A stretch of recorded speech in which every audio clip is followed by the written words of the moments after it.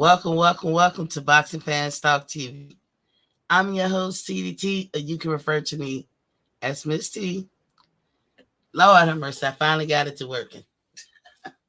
Computer issues over here. But anyway, you guys saw the thumbnail. Errol Spence is fearful and panicked to face Bud Crawford. The danger is too devastating. The danger of it all. You know what I'm saying? But we'll get into all of that in a moment. But first, y'all know the drill. Let's turn to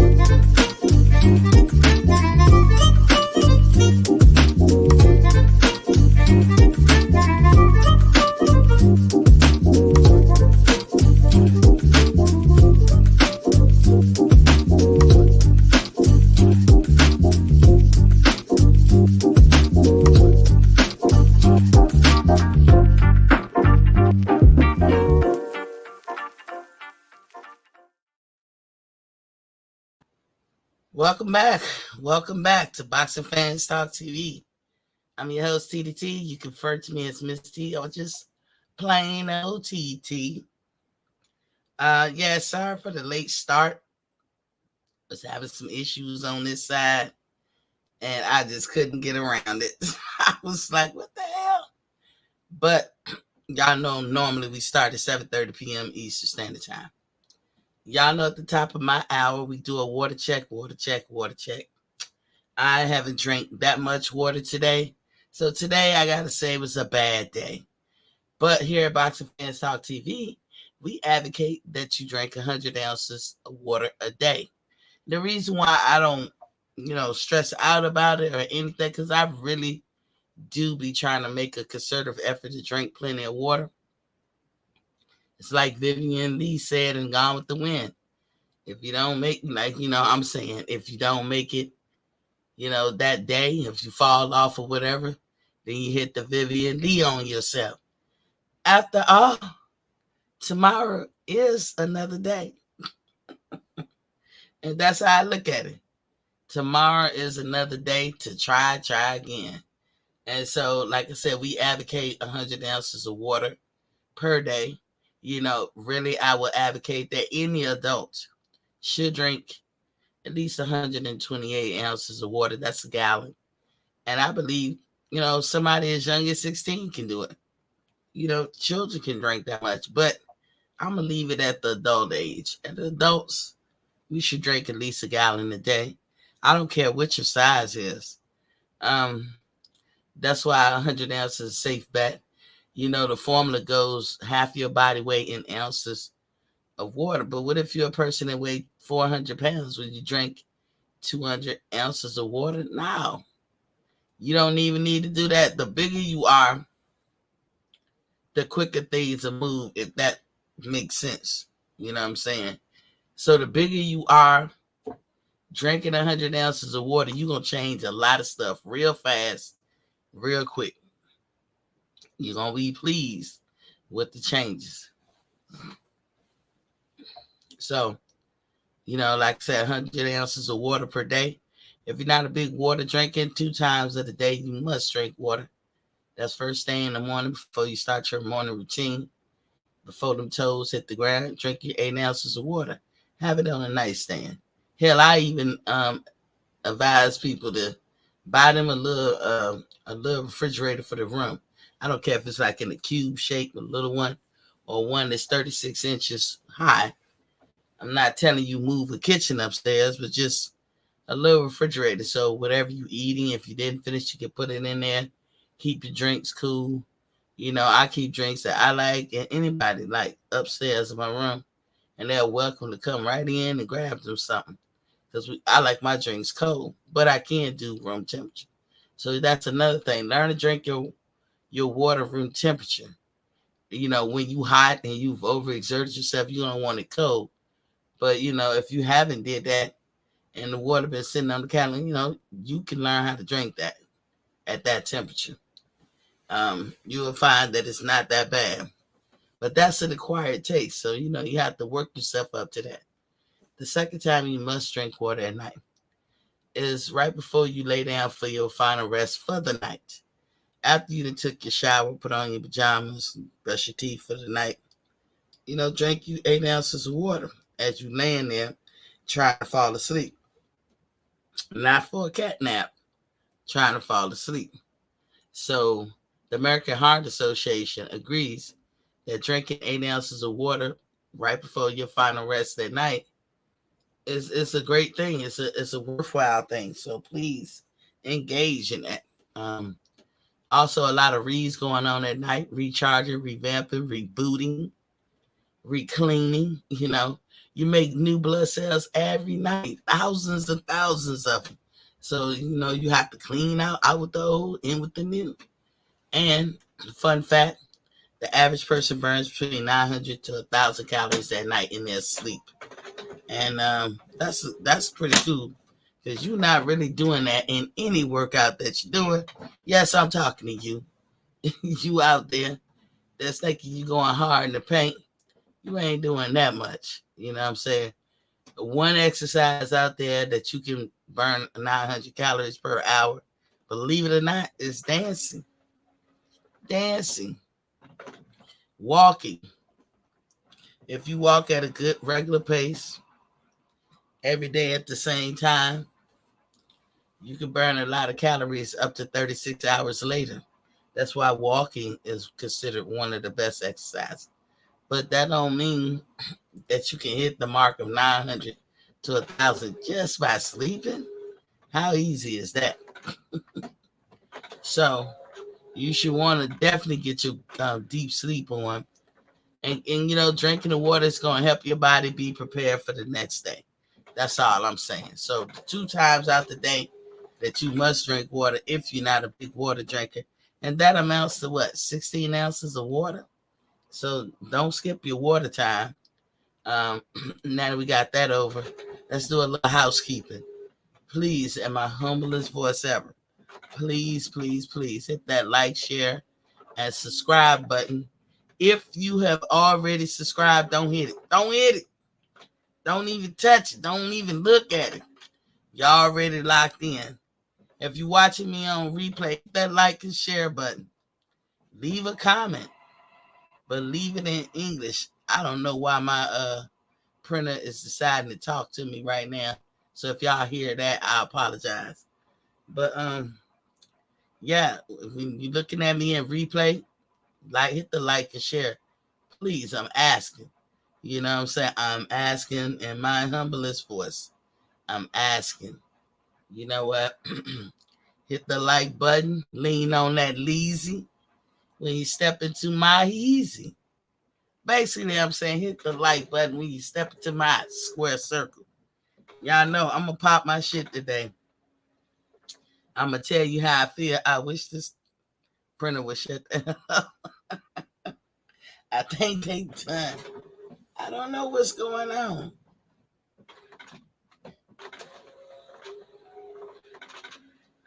Oh damn! It chose right now to do a maintenance thing. So my bad, y'all. But anywho,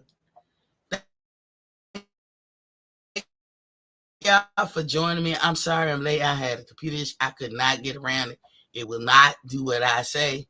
And sometimes it be like that, but I actually made my thumbnail yesterday. That's how much I said, man, I'm gonna get this shit off my chest and get into it. So let's get into it. And again, sorry for the noise. Cause this thing, I don't know how long it's gonna last. But anyway, I start my monologue off with a question. Why is Errol Spence scared of Crawford? Why is EJ scared of Crawford? My answer to it is because he knows he don't have what it takes to beat Bud. Let me repeat. He knows he don't have what it takes to beat Bud. Now, you guys, I'm going to pop my shit and then I'm going to drop the link. And not a minute soon. So y'all got to bear with me because I'm going to be on the road in a few seconds. I'm going to attempt to answer this question, why Errol Spence is scared of Crawford. And I'm going to show you proof of why one can draw that type of conclusion, that Errol Spence is scared of Crawford. We're not just pulling it out of our ass. He's scared of Crawford. He shows it all the time. If he meant to or not, as everybody like to say, Miss T, it's just business. Well, it's our business to see with our own two eyes that Errol Spence is scared of Crawford. Skill for skill, he is substandard to Crawford. Anybody who watches their fight can tell you that. Now, you don't have to be as skillful as the next fighter to be the top overall dog of all times. That's where Errol and his fans get it twisted. He don't have to be as skillful, for him to be numero uno out the gate. But if he's not as skillful as someone, then he's substandard to them. So that is a fact. Errol Spence's boxing skills is substandard to a lot of people. I mean, they shouldn't get mad. I don't get mad when people say that about Deontay Wilder. And I told you, it's Wilder country over here. A lot of people say that. Skill-wise, Deontay Wilder is substandard. I'll be like, okay, duly noted. But until they can crack the Deontay code, what have Floyd say they made Vinci? The Da Vinci code, or what's his last name? The We Vinci code. Until they can crack that code, it is what it is. Think of all the tools a fighter could have in the ring, and can you honestly say that Errol has them? I mean, think about it for a half a second. Can you honestly say your man's got it? Does he move well? I don't think so. Can he set traps? I never really see that. Can he fight backwards? No, but he can fight forward. Does he counter well? He ain't the best counter I've ever seen. I mean, I would think most fighters can counter. That's one of them things that I think most of them have to be able to do. But I can't say he counters well, like heads and tails above his peers. No. Can he offset your feints? Never seen him do it. Can he void out your offense? Never seen him do it. When he wind up fighting somebody that really makes him uncomfortable, like a Sean Porter or somebody he can't really figure out, you know what his fans give him the excuse, or I don't know where the excuse come from. It's like Errol Spence tried to fight like that. He wanted to fight like that. He wanted to show y'all he could box. Nigga, do your game. No matter what a person game is, you play your game. Fuck all that bullshit talking about something. He wanted to. Because I don't never believe it. I'll never believe that shit. He wanted to do that. No, he didn't. He didn't know how to stop dude from doing that. Like, he could not figure Porter herky jerky, moving on angles and moving fast and making your ass uncomfortable and throwing punches. So he couldn't figure that shit out. So it's like, when in Rome, do what Romans do. But Terence Crawford figured them out. Figured them out real quick. Can Errol Spence parry well, catch and shoot, and counter all together? No, never seen him do it. Not all of these things he might can do, but he doesn't do them well on cue when the bell rings. I've never really seen him as that type of fighter. What about his lateral movements? He don't have to. He wins fights his way, which ain't, I'm not knocking his way. That's why I say, no matter what game another person played, you play your game. You know, let's see if your game proved that to be something where you cannot change or void out somebody's offense or defense, you make them beat to your drum, then you're going to have to go to plan B, C, D, or whatever. And he doesn't, I never seen him have that. He may have a few gears in his regular plan where he can ranch it up a little bit, but that's it. And lateral movements, no. Errol Spence come forward. That's all I ever really see him do. Can he lateral move? Probably can. But all he do is come forward. Can he go to different levels? Like I said, he can do that. He can elevate his gears. He can launch it up. But how far? How much up? He never needed to do, his tippy top best from the fighters that he faced. So he in there, he gonna be in there with a real dog if that fight ever goes down, which at this point is October.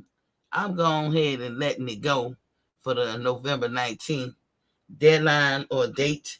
And if it does happen, I will be pleasantly surprised and happy at the same time. But I ain't gonna bet the farm on that shit. Hell nah, I don't know what they doing, So Bud can do all these things that I just mentioned and more. And Errol knows it. That's one reason he's scared. Everything I just mentioned, can he do this? Can he do that? And it's like, no, he know he ain't like that. He know in Bud, Bud is like everything I just mentioned. He got all the tools in the bag that worries him. Plus, Bud got power. If Bud didn't have power, because Errol Spence like to face those type of guys.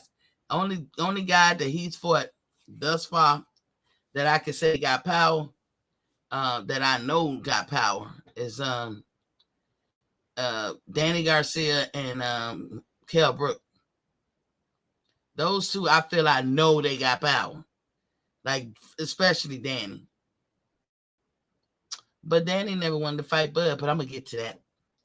Anyway, he is not hard to figure out.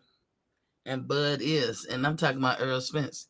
What is hard to figure out with a front foot dominant, heavy, come forward fighter who throw jabs to throw you off and nut crack? What's to figure out? Ain't nothing to figure out. Now, a fighter like Bud,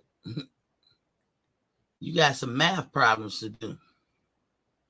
You know what I'm saying?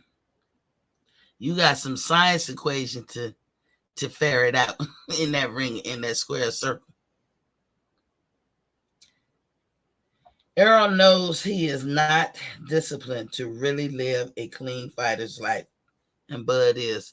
And I know people's be like, but he learned from his lesson. Y'all know that man probably still sip on that stuff. And I'm talking alcohol. So let me be clear, alcohol. And a person who does that should tell themselves they aging themselves quicker than shit. Because that's what it does.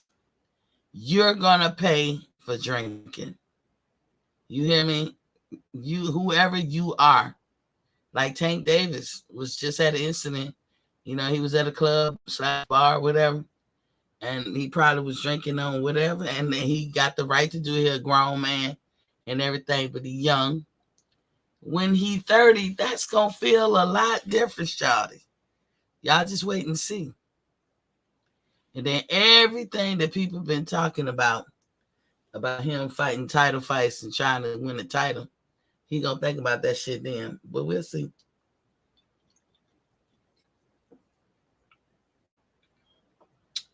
I think Errol Spence know with the tools that Bud has that he will wash him. He knows that Bud will wash him. However, any fighter, to be clear, any fighter that steps into the square circle has a chance. Fighters especially, see right through him. The jig is up, shouty. People see right through him. He got a host of people trying to get at him. Boots. Everybody trying to go his route. Stanionis want him. Thurman want him. The jig is up, shouty. The jig is up. I personally think that fighters who be doing whatever other fighters know, but they don't want to come off as a snitch. But as soon as that fighter stop doing whatever, people be like, now, nigga, now I'm ready. And that what Thurman seemed like to me, anyway.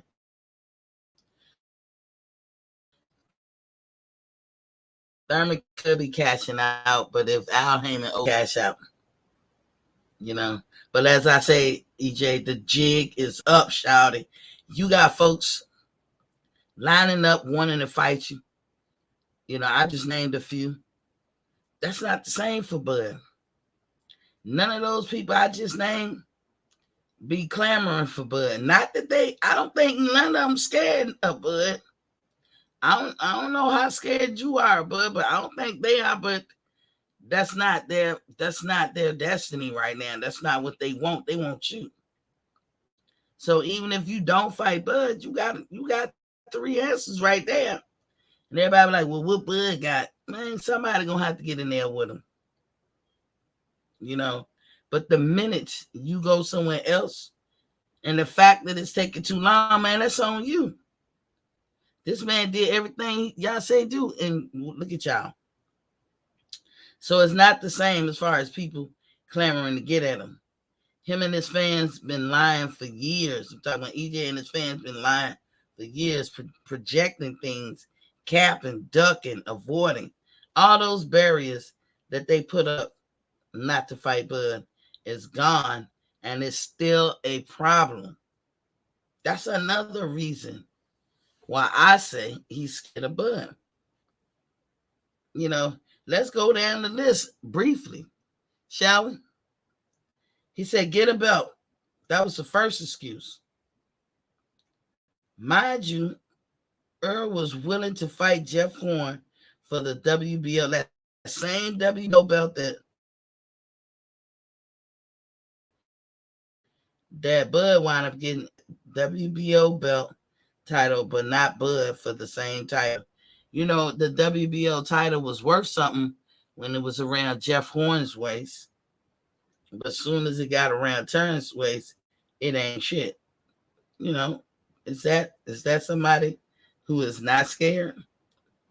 Or does that sound more like somebody who's scared? Then it was, I got a plan. I'm going to take the easy route. Sean Porter. That was going to be the next on his agenda. with Sean Porter. The only reason I don't put Ugas in this plan, because at the time, Ugas didn't have a belt.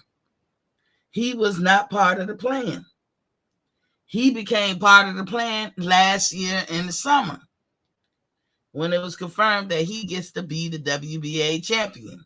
Then he became part of the plan. But I'm going to say like this, Ugas is an Olympian. Then that nigga swim from Cuba to get over here. We know he tough. You know, everything he been through. How do you pick Ugas off the rip as the easy route? How did he get into the plan? Him and Terence had a belt apiece. Part of the puzzle. You could have just satisfied the fans and rolled with Terence, because both of them had a belt. What's the difference? But let me go back to it. Then it was, I got a plan. I'm going to take the easy route. Sean Porter. Not to mention, he claimed he would KO these fellas, and he didn't. So, man, down what? Also, it's strap season, right? It's strap season. These are this man's own words. This is his own claim to fame. You know, get a belt, then I'm going to take you seriously. I get a belt. Then it's like, hey, I'm going to take the easy route and just clean up the belts. You know, before I get to you, I'm going to leave you for last. The hardest for last. You know. Then it was like, it's strap season. All this stuff will simultaneously happen. That don't show you that the nigga scared of Bud? Do it show you that he ain't scared of Bud? He already deemed Bud as the scariest and hardest one out the group. So that, you know, there you go. My second reason for saying this nigga scared of Bud, or why, you know, answering the question of why Errol Spence is scared of Bud. Mr. Golden is in the building. What's poppin', King? Say hello, my queen. Hey, Mr. Golden. I know I threw everybody off. I was having computer trouble. Couldn't get on right away. But I'm on. So, if it's strap season, then what was Mikey Garcia and Danny Garcia about? They had no straps. He making declarations. It's strap season. It's man down. But you ain't man down and nobody. And you fighting fighters that don't have a strap instead of the one that been asking you. And you know he been asking you. You know, y'all, when y'all come through, don't forget to hit the like button, please. In my humblest voice, please hit that like button. Another way he comes off scared is with all the talk of resume or the put downs. Talking about Errol Spence, if you just joining me. He comes off scared talking like that. You know, AJ64 was popping. He got the laughing emojis. That's another way he come off scared for me. That's how I see him. When Errol Spence had one belt, he was claiming the A side. Then, even though Bud had one belt too. You know, and more accomplishments throughout his career, I might add. The arrogance of it all, I used to say. Because, I mean, he said, I can tell you, I was in September, I want to say 2019. Y'all go look it up. You can look up that interview and listen to the whole interview when he first started downing Bud's resume. That nigga said, I'm the A side with just one belt, shawty. I mean, who the fuck be gassing this nigga up? But he been like that. The arrogance of it all. He been claimed that. That's all he wanted. Nathan Truland was popping. King was popping. He said liked and shared on Twitter. Thank you very much. Was popping. It's the first time I've seen you here, but thank you. So right there, I noticed his arrogance, and I wasn't too pleased, but I rolled with it. It just to me over the years got out of hand. ESPN is the largest sporting network over Showtime, over Fox, over the Zone, etc., etc. You can't get no bigger than ESPN. So I asked y'all, what was Earl's hatred for ESPN? And that same video that I'm telling y'all can go look up. September, and I think it's 2019, where he had a blue sweater on. And that was the first time I started hearing him like literally go out his way to put down Bud Crawford about his resume, talking about he was the A side, talking about he ain't never ever. He said that shit emphatically. I ain't never gonna be on ESPN. Like ESPN fucked him up the ass. I mean, it was crazy. I was like, why you hate ESPN?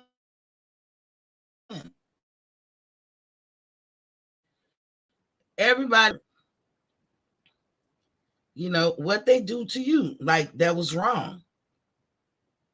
How is appearing on that network hurt you, or does it help you? In my opinion, appearing on ESPN can only help you. But I knew something was fishy the way his attitude was. I ain't never, and y'all think he said too, I ain't never leaving Bob Aaron. Like the dedication of it all, I was like, damn, do they got these niggas hypnotized? That's the first time I said that in my head. Like, what they doing over there? This dude emphatically try to put that ESPN, like, dude, they gave you a pass on that because they could have ruined your ass at that time in your career. They could have talked bad about you, bad. More people watched that than any networks you was going on, Errol. So right there, I was like, But at the same time, look, I was saying because this nigga claimed he the boss, he the big fish, he run his career. Remember how he was doing that shit? You don't hear hardly nobody say that shit no more. I do give myself a little credit along with some other folks. I was on the people's neck about saying that shit. You ain't your own boss when you spending somebody else's money. So he had to cut that shit back, way back, way back. Trying to find my way back. That was him. Way back. So to me, he had to stop saying it because people was taking that shit way too seriously, more than what he was trying to probably say. But he knew what he was doing. He never tried to correct him. Nigga, if you out there spending somebody else's money, you ain't your own boss. Cut the shit. Ain't nothing wrong with it. We all employees at one point in time in our life. But stop trying to be that big dog. But I knew he had the arrogance. And I peeped it when he said, I'm going to be the A side. Nigga, who the fuck is you? You holding one belt at this point. Your opponent that's trying to get at you got one belt. How did you come to that conclusion? You ain't never been in no other weight class. This your first achievement. Your first little trophy. The other person had several achievements 10 times over. But you the A side. I was like, what? I'm telling y'all, I did a video where I played that video, and other people, Thriller do video, go look at his part 1 through 18, which I think he gonna be doing part 19 soon. You gonna see the breakdown. I think that video is in there. But that video right there told me everything I need to know. The nigga is way arrogant, but he can't back up the shit he talking. With most people, yes. With Bud Crawford, no. Can he win a fight with Bud? Anything's possible. I don't put nothing past the fact, the will of an opponent. Once both of them get in that ring, can they be great that night? Bud ain't no superhuman. He ain't perfect. He can make mistakes. He cannot have a good night that night. It's all possible. But if that nigga Bud is popping the night that they get in the ring, Errol Spence, you done. And he knows that. every day of the week and twice on Sunday. You can take that shit to the bank. So I didn't know what the hatred for the network was, but I say something going on. As far as resumes, how much has he really done? How many champions or former champions has he fought? How many undefeated folks have he fought? How many top 3 ranking folks has he fought in a decade-long plus career compared to Bud? How many? The nigga is lagging way behind. Then Captain Full G, what's poppin', King? He said, yes, Lady T. And then the whole thing about these barriers that you put in front of your potential partner, so that you don't have to fight. Hey, first we got to clean this shit up over here. Then we got to walk over here and mop this shit up. And then we got to clean these vents. And then we got to re-clean before we can open the stove. Nigga, do you want to open this stove or not? That's what I would say. Turn around to somebody. So here's another barrier that they try to put in front of Bud. They were scared to fight him. Lead top rank, y'all.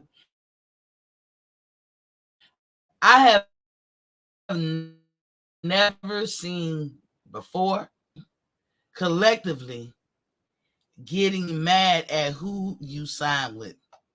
I think PBC is a terrible host. I think that they do their fighters terrible. I don't think they do their fighters a service. You know what I'm saying? For a lot of people to sign up.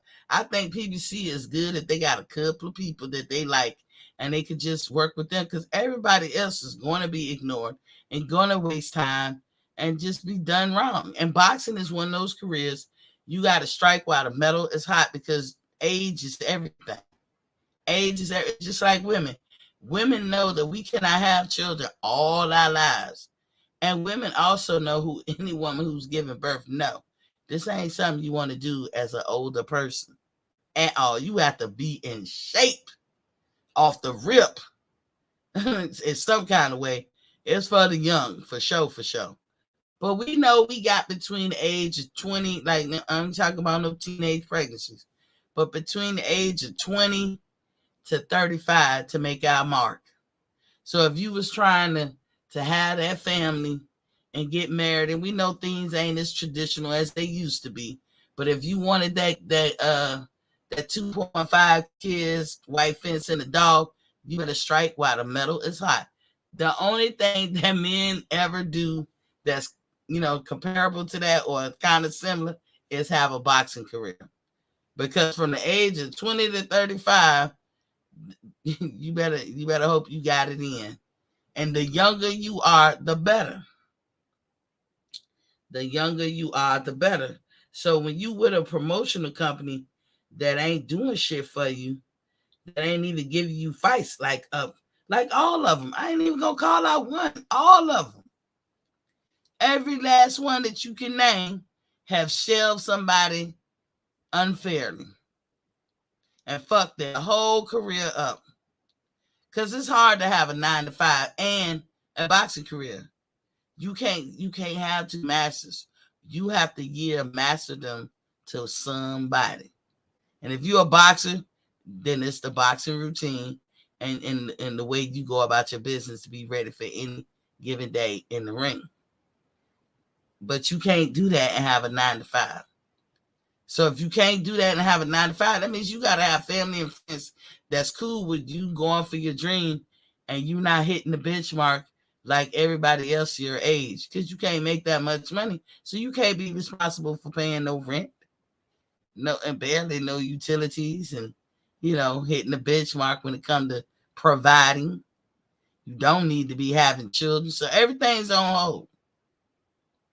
While you get your boxing career together.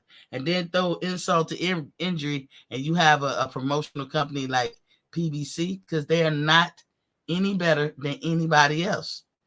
But we're going to down top rank All of us got in there. I have my reasons for not liking Top Rank, but I never like said straight up I'm a boycott Top Rank.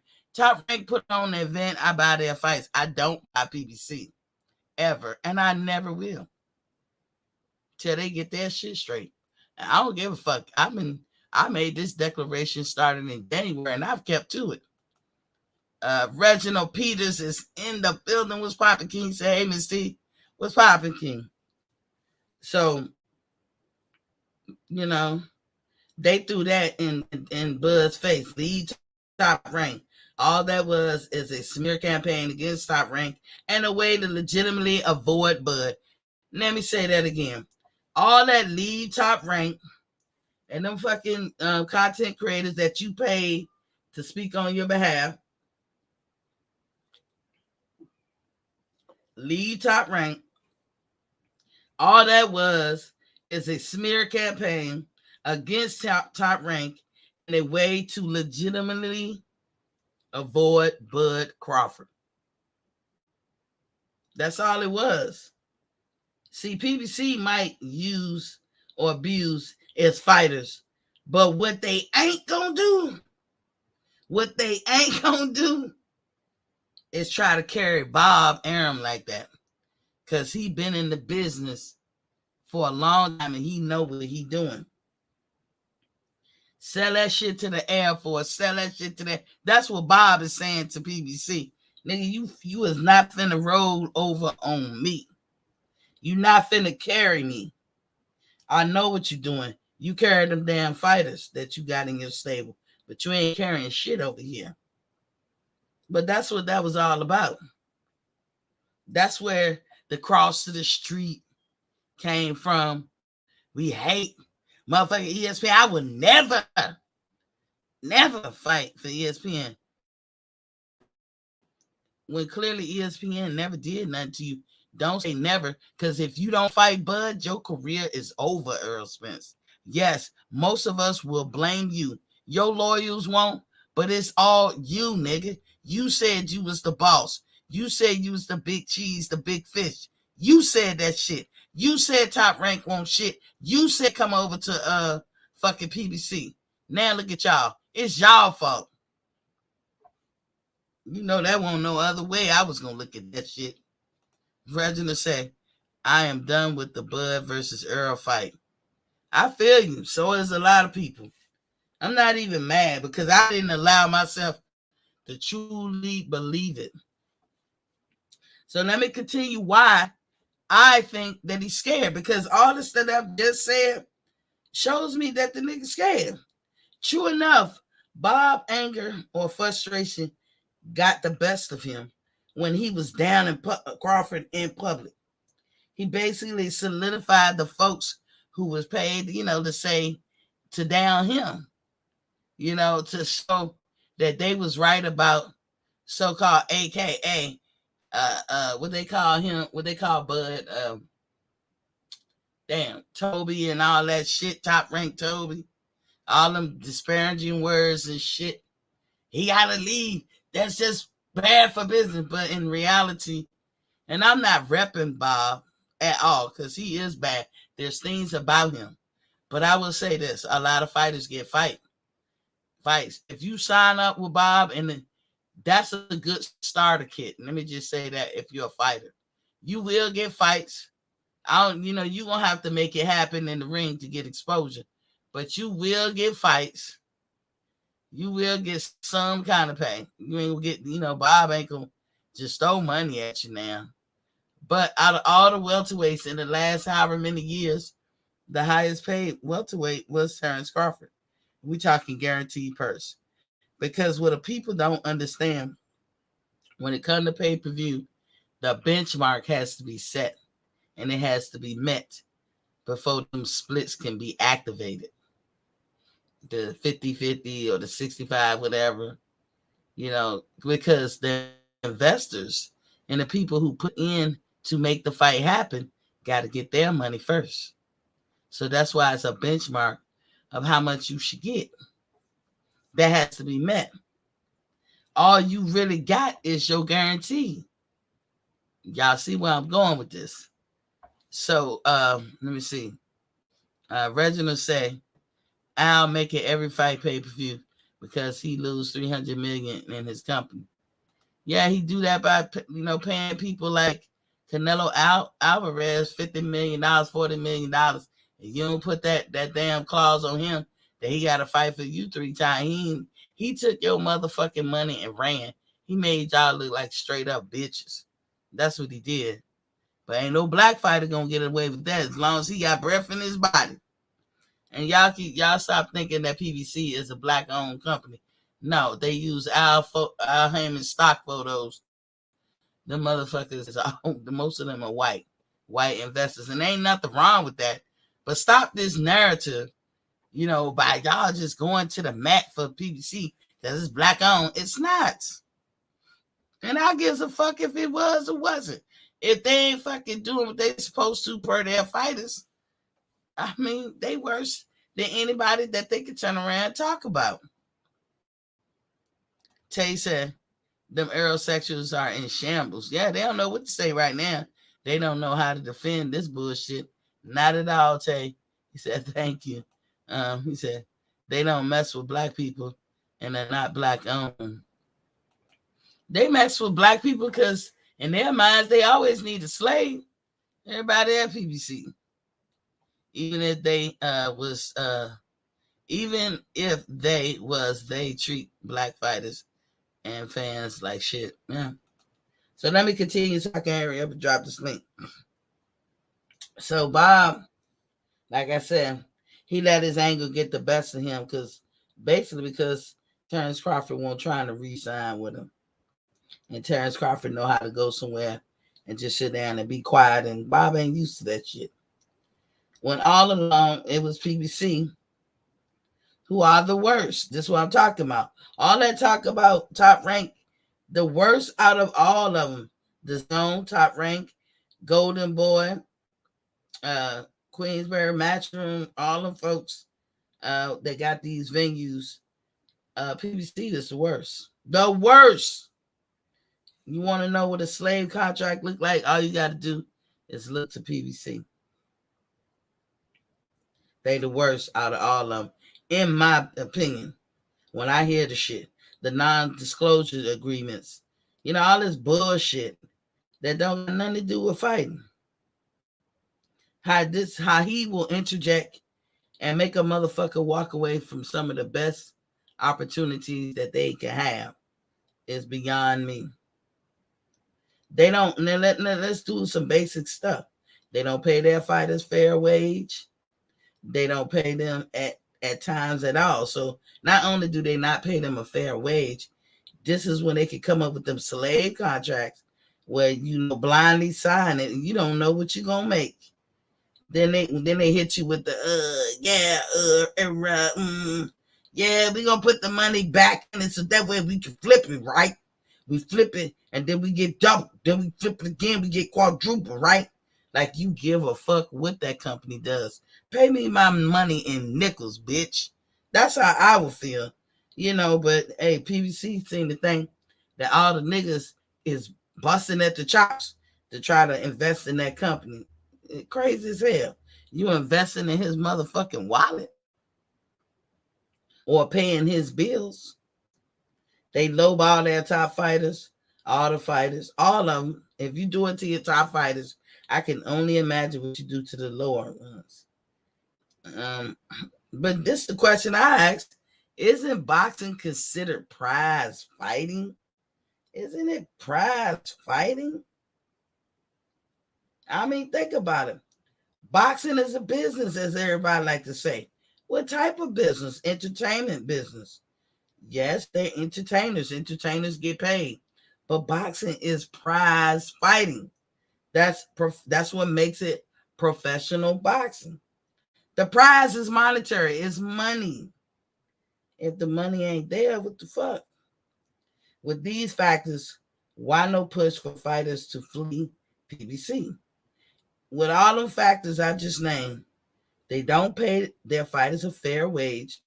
They don't pay at times, and they lowball their fighters, all their fighters. Their top dudes, their bottom dudes. So with all these factors, why nobody is pushing for fighters to flee the PBC like it was for Bud to flee Top Rank. And if Bud just leave Top Rank, if he just left Top Rank, then we can do business. He did still no business. He did exactly what they wanted and still no business. Then it was another plan on the horizon. You know what I'm saying? Tay said, preach. Reginald said, Tay, I see you want that work tonight. I'm almost done. Y'all bear with me. Miss T, PBC getting paid in full. Yeah, off the back of others. You know what? Listen, I'm going to tell y'all something. Y'all can take this to the bank. Any country that was a superpower, you know why they were? You know why America was the superpower that it was? Y'all really want to know? Why y'all think America was a superpower? It's a blueprint, y'all.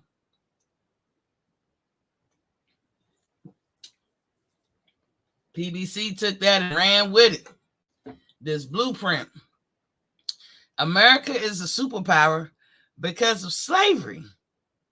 Every country out there that's a superpower today, you can bet your bottom dollar is on slavery. When you got a whole workforce that get pennies on the dollars, ain't making shit. You working for free, but you making a killing off your product. Slavery. This is why the United States of America even became a superpower.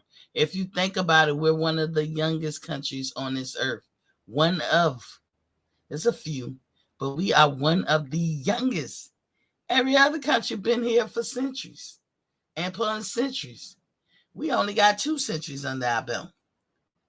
Every other country, I mean, yeah, we've been here just as long as any other man mass or whatever, because to me, it was always a country even before the settlers came over and took it. It always belonged to somebody. However, I'm just saying, being technical, go from the Constitution forward. We're considered one of the youngest countries, but yet we are a superpower. Why? Because of slavery. Now here, Bob Arum, the face of PBC, so many years later, he's adopting that blueprint with his fighters. If you don't pay your fighters hardly anything, all the money comes into your coffer. You just get rich and rich and rich. You just get rich and rich and rich. That's what happens. Bob Arum is taking a page out of the Book of America. So let me get back to this. Another plan, one more welterweight fight, or 2 more welterweight fights. He got 1 or 2 fights at welterweight, then he moving up. That was the third plan. Now I know that didn't catch much fanfare, but I heard him. He said, I got 1 or 2 more fights. But my whole thing was, which one of them is a Bud fight? And did the Ugas fight count? Oh, nigga, I was listening. And I know you're going to stick to it. But I'm telling you right now, the minute you pick something else, you done. Ain't nobody fucking with you. But if it ain't with Bud, then who cares? And that's my point. If you pick a fight, and it ain't with Bud, then who cares? And that's why Bud has to be strategic and outsmart them. They putting up these barriers, hoping that he would say no. Hell, a blind man would say no. You know what I'm saying? Because it's just such unfair practice going on. But they hoping he say no, and he's not. So they stall him out, making him frustrated, this, that, and the other. He got to outlast them. And as Bud, like we know Bud going to the Hall of Fame. We don't know that about Errol. I would be just as petty. Errol, you will never, ever in your life know what it feels like to be undisputed. Because I ain't going to drop this belt. Because that's all he going to do is swoop in and motherfucker try to take the belt. And it's just crazy the games that they playing. You know what I'm saying? PBC shells don't want to be truthful. Have y'all read that contract? You know, everyone got to sign with the PBC. That's what I'm saying. Fuck the PBC. But Earl said 1 or 2 fights left at welterweight. and he moving up. So Boot standing on us, I don't know if it's gonna be out. So let's get into his last few fights. Cause when they always talk about resume and all this shit, that's another moving up shit. 1 or 2 more fights, and we already seeing it might not be Bud. That's another way that we know he's scared. Cause he know everywhere he go, everywhere he step, this is the fight that people want. He know this is the fight that his fans have to defend him all the time on, and Bud fans have to defend him on. And this is the fight that we talking about. All the boxing fans, we don't want to see shit else but them two get in the ring. You know what I'm saying? And as far as I'm concerned, the only person that's really trying is the one that y'all trying to shit on, which is Bud Crawford. And to me, you make him matter. So when he come in, he really gonna whoop your ass. He gonna make you retire. That's how I see the fight playing out. As much as they fucking with him and shit. Errol is going to the Hall of Fame too. No, he not. Reginald, no, he not. But when I drop that link, I'm gonna let you plead your case. No, the fuck he ain't. Bud beat one good fighter at 147. That's Porter. Come on, Reginald. I'm about to get into that part right there. You was reading my mind. You know I love you, dog, but I'm gonna chin check you up in here in my square circle when you say some nut shit like that. Nah, man. I can't rock with that. He ain't going to no fucking Hall of Fame. We don't know. He may. Let me change that. He may 15, 20 years from now, damn sure ain't gonna be first ballot. He said, I bet your TV. Is that your way of reminding me to stay tuned for a word from our sponsor?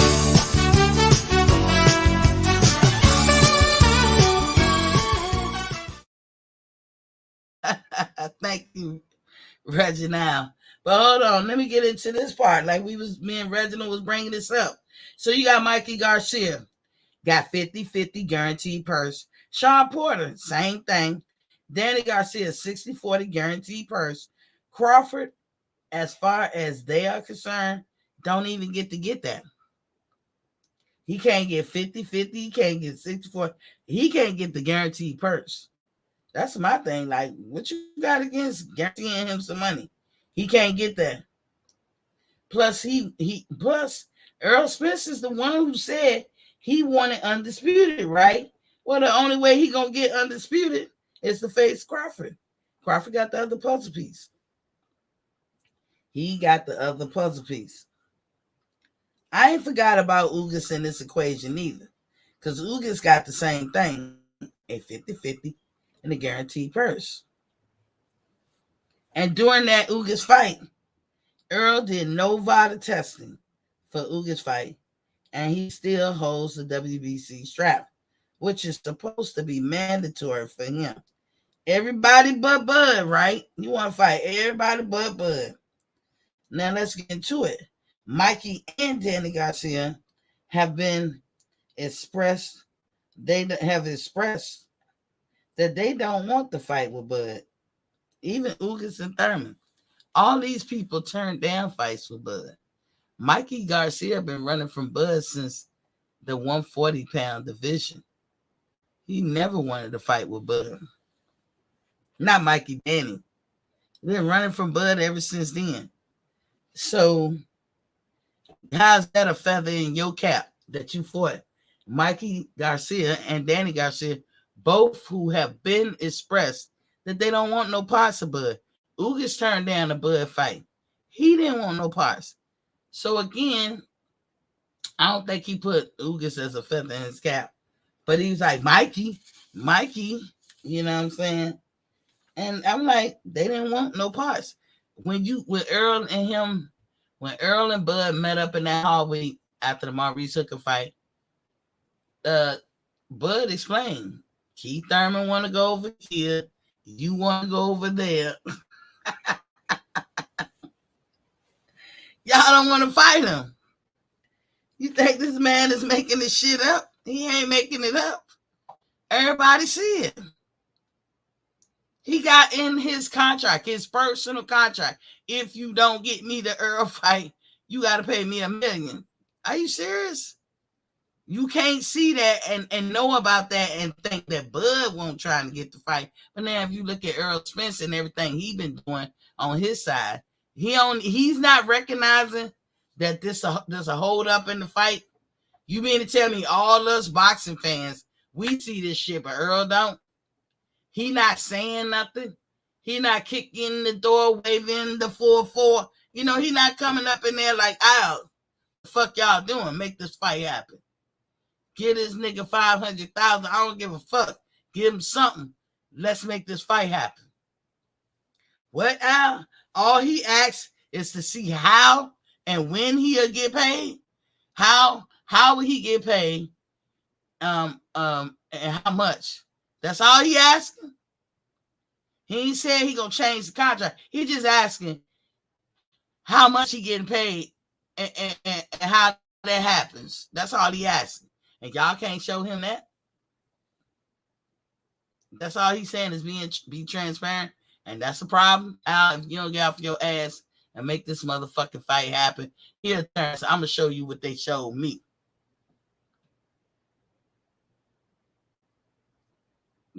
But then Terrence can come back and say, like, "Here, Earl, let me show you what they put in the contract that they sent to me. They've been nigging on this shit." You mean that can't happen? That tells me complicit. That tells me that Errol Spence is complicit with what the PBC is saying. And I told you, I already read the tea leaves when Charlo said, "Oh, why don't you fight Lubin?" Nigga, I already knew what time it was right there. Thanks, Charlo. You told on yourself. You told on Earl, too. Because you're trying to do what Mayweather did with Earl. The only reason that Earl got that popularity, let's be real, is because he so-called handled Mayweather in sparring. Mayweather didn't refute it all the way. People talked about it. It didn't really take flight, but it was good enough. Earl knew how to keep his mouth shut. If you think about it, Earl didn't pontificate on any of that shit. He didn't elaborate in no kind of way on that, and that's how he got his progress, or how people was looking at him like he the truth. And then he mad. Think of how ironic it is that he won't even fight Keith Thurman, because Keith Thurman ain't fight him when he kept asking, and Keith Thurman seemed like he was giving the stiff arm to Earl and stalling him out. But then you turn right around and do the same shit. Dude, this dude is arrogant as a motherfucker, and he don't see his shit. So let's get into it. Mikey Garcia. Hey, it's not a welterweight. Had no belts, so there will be no strap season right there. And let me let y'all know, I got to put this one in because these fights took place in Texas. Texas is not the mecca of boxing. We still got 49 other states and the rest of the world. So just because Texas came up and showed out, that don't mean shit for the other 49 states. It's not what the fans wanted. Then you got Danny Garcia. He failed at the welterweight, you might as well say. When it was his turn to make, whatever, he didn't make it. Nothing against Danny. Danny is an excellent fighter. He just, when it came time to show and prove at the top level, he didn't. Not a welterweight. Danny Garcia was another one who had no belts. So no strap season. Same as Texas not being the mecca that I said up there, and not the fans wanting it that I said up there with Mikey. Same thing applies to Danny. Now you got to understand of notes. At this point is when EJ declared he don't need a tune-up. Right before he fought Danny Garcia. Now they were supposed to fight before he had this car accident.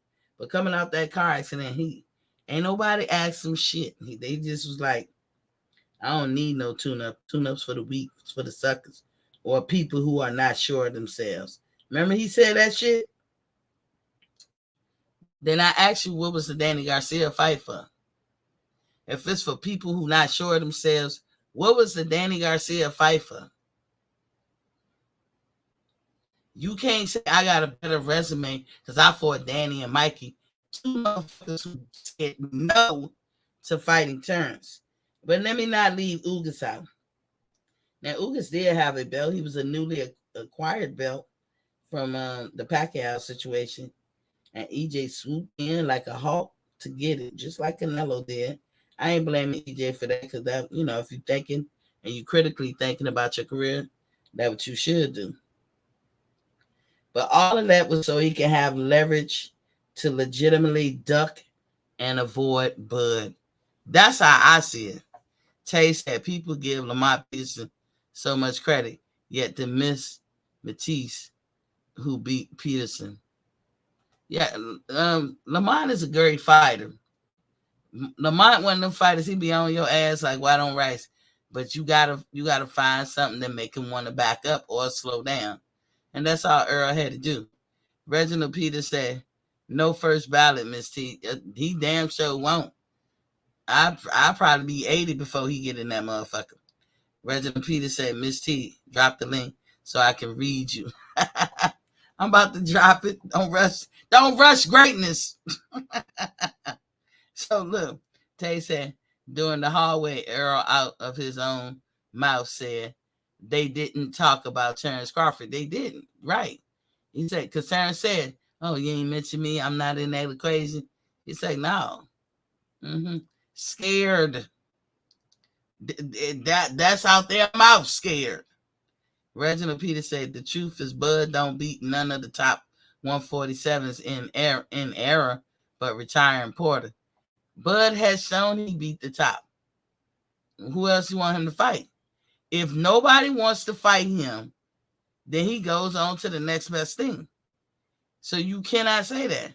Because clearly Earl don't want to fight him. He's scared. I'm proving this shit right here tonight. I have proven it other nights. I have proven it with receipts. But I know in YouTube world now, a lot of people is falling back a little bit, trying to show all the videos and all that, and it's hard. So, we'll find a way to do it, but YouTube need to ease up because we do use it for educational purposes. But you can go back and look at some of my old videos where you will see me clearly show receipts. Everybody has seen that hallway, engagement that they had with each other after the Maurice Hooker fight. And Earl was scared then. I mean, if you just reading the energy, I don't know if any of y'all familiar with it. I grew up in the hood. So I'm reading the energy. Terence Crawford walk up on him like a boss. And Errol Spence was a scared little puppy. He was a scared puppy. If you looking at the energy, Reginald said, Miss T, those are lies. It ain't lies, shawty. Anybody can look at that engagement that they have in the hallway. What am I lying about, Reginald? What am I lying? I ain't said nothing that was untrue on here. You point out what I lied about. Demetrius Ross is in the building. What's Papa Key? He said Bud done pulled PBC whole card. Let me put that in there. He done pulled PBC card. My man Demetrius just said PBC card. I inserted whole in front of the card. Yeah, they did, Demetrius. Demetrius said at Reginald Peters, bruh, how many undefeated champions has Spence faced and dominated? I just went through that too, Demetrius. At Miss T, he is avoiding the fact that Bud is a 3-division champion.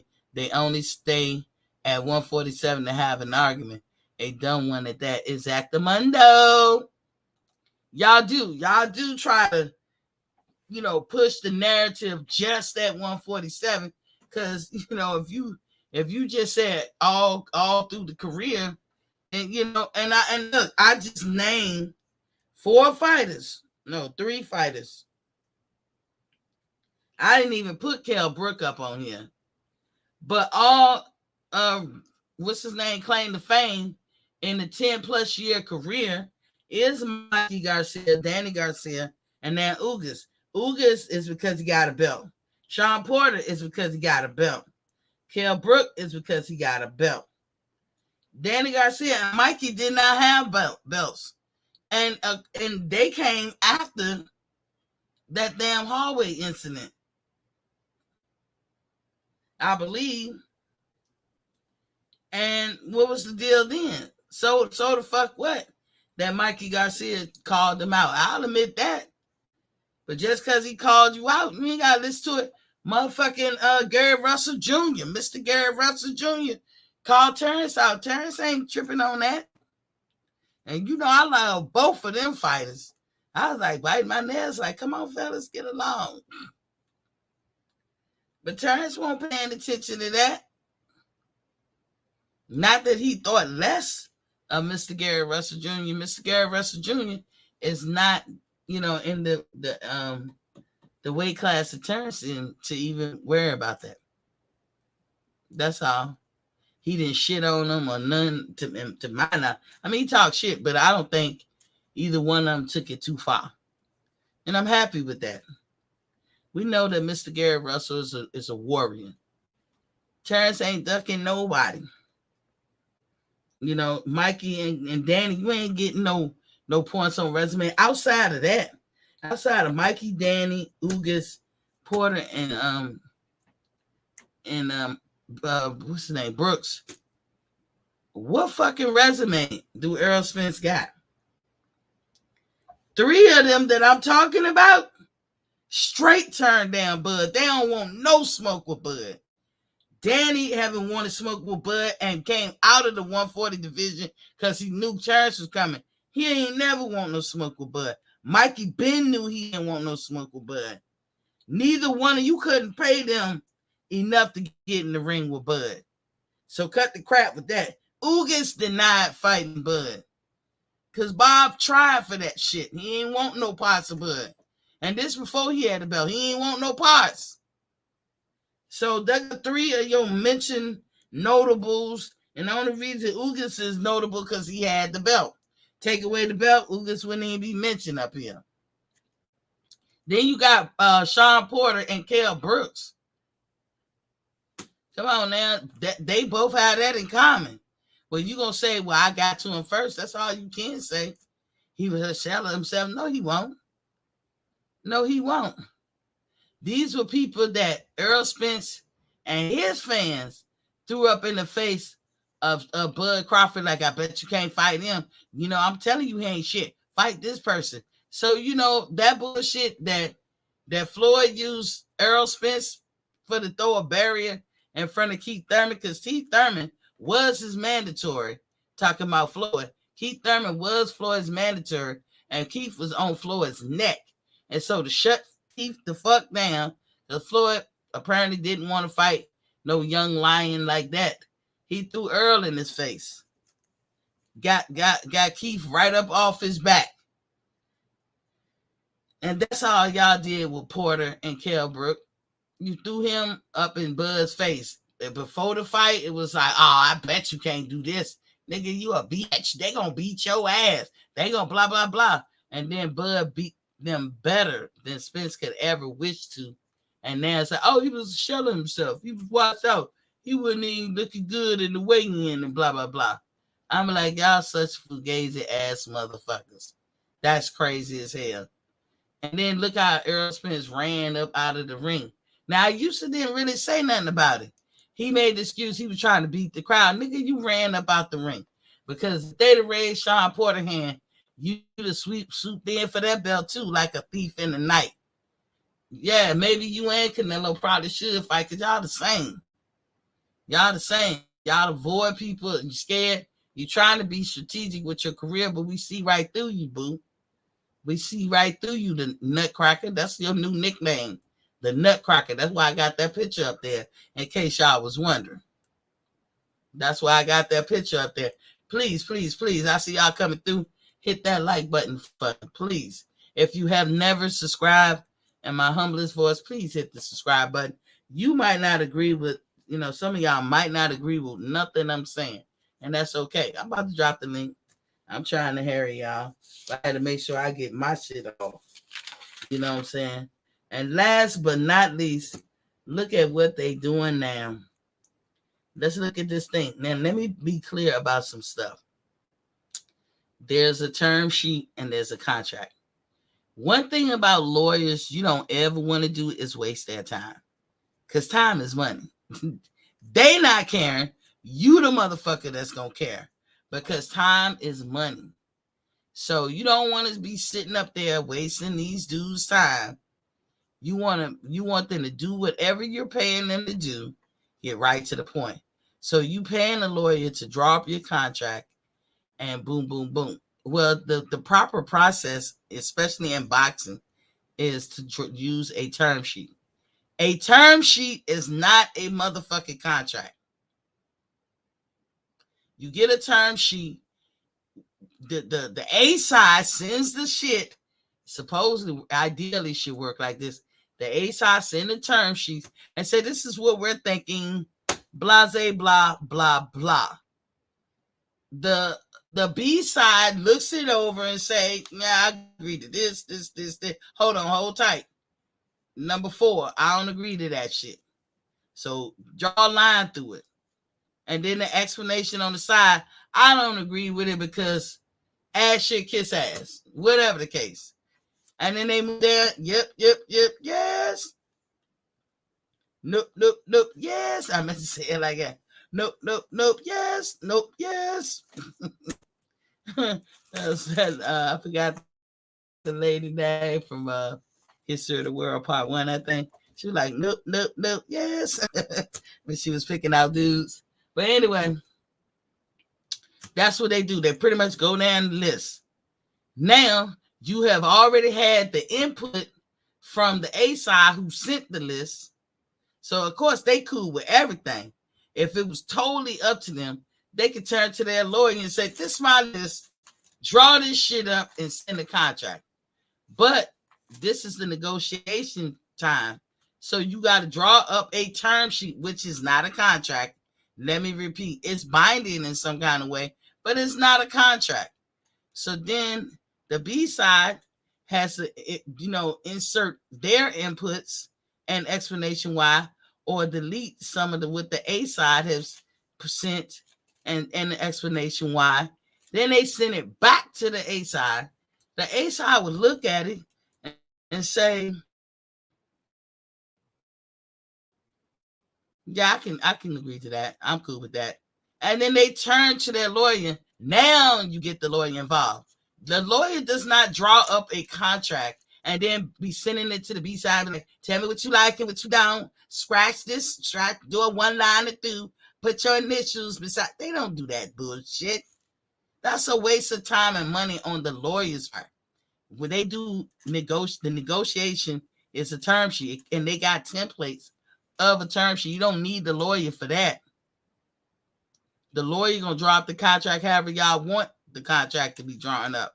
All you need the lawyer is to take the term sheet, look at that, and then be like, from everything that's listed on this, I will draw up the contract from that. And that's how it is. So all these people that say to you, well, Terence, he said he agreed to everything, but did he really? No, he did agree to the terms on the term sheet from what they saying. But when the contract came around, it had shit on there that wasn't on the term sheet. Or it explicitly says something that's a negative. Now people say, why is he tripping on transparency? The same reason your motherfucking ass gonna trip if you ordered a car and it got delivered to your house with no steering wheel. See what I'm saying? You would think this, you don't have to put in the contract, make sure it got a steering wheel. You know what I'm saying? If they deliver a car to your house without a steering wheel, is it still a car? I would tell you yes. You would say probably some of y'all would be mad if that shit happened to you. You would say no. But I'm going to tell you yes.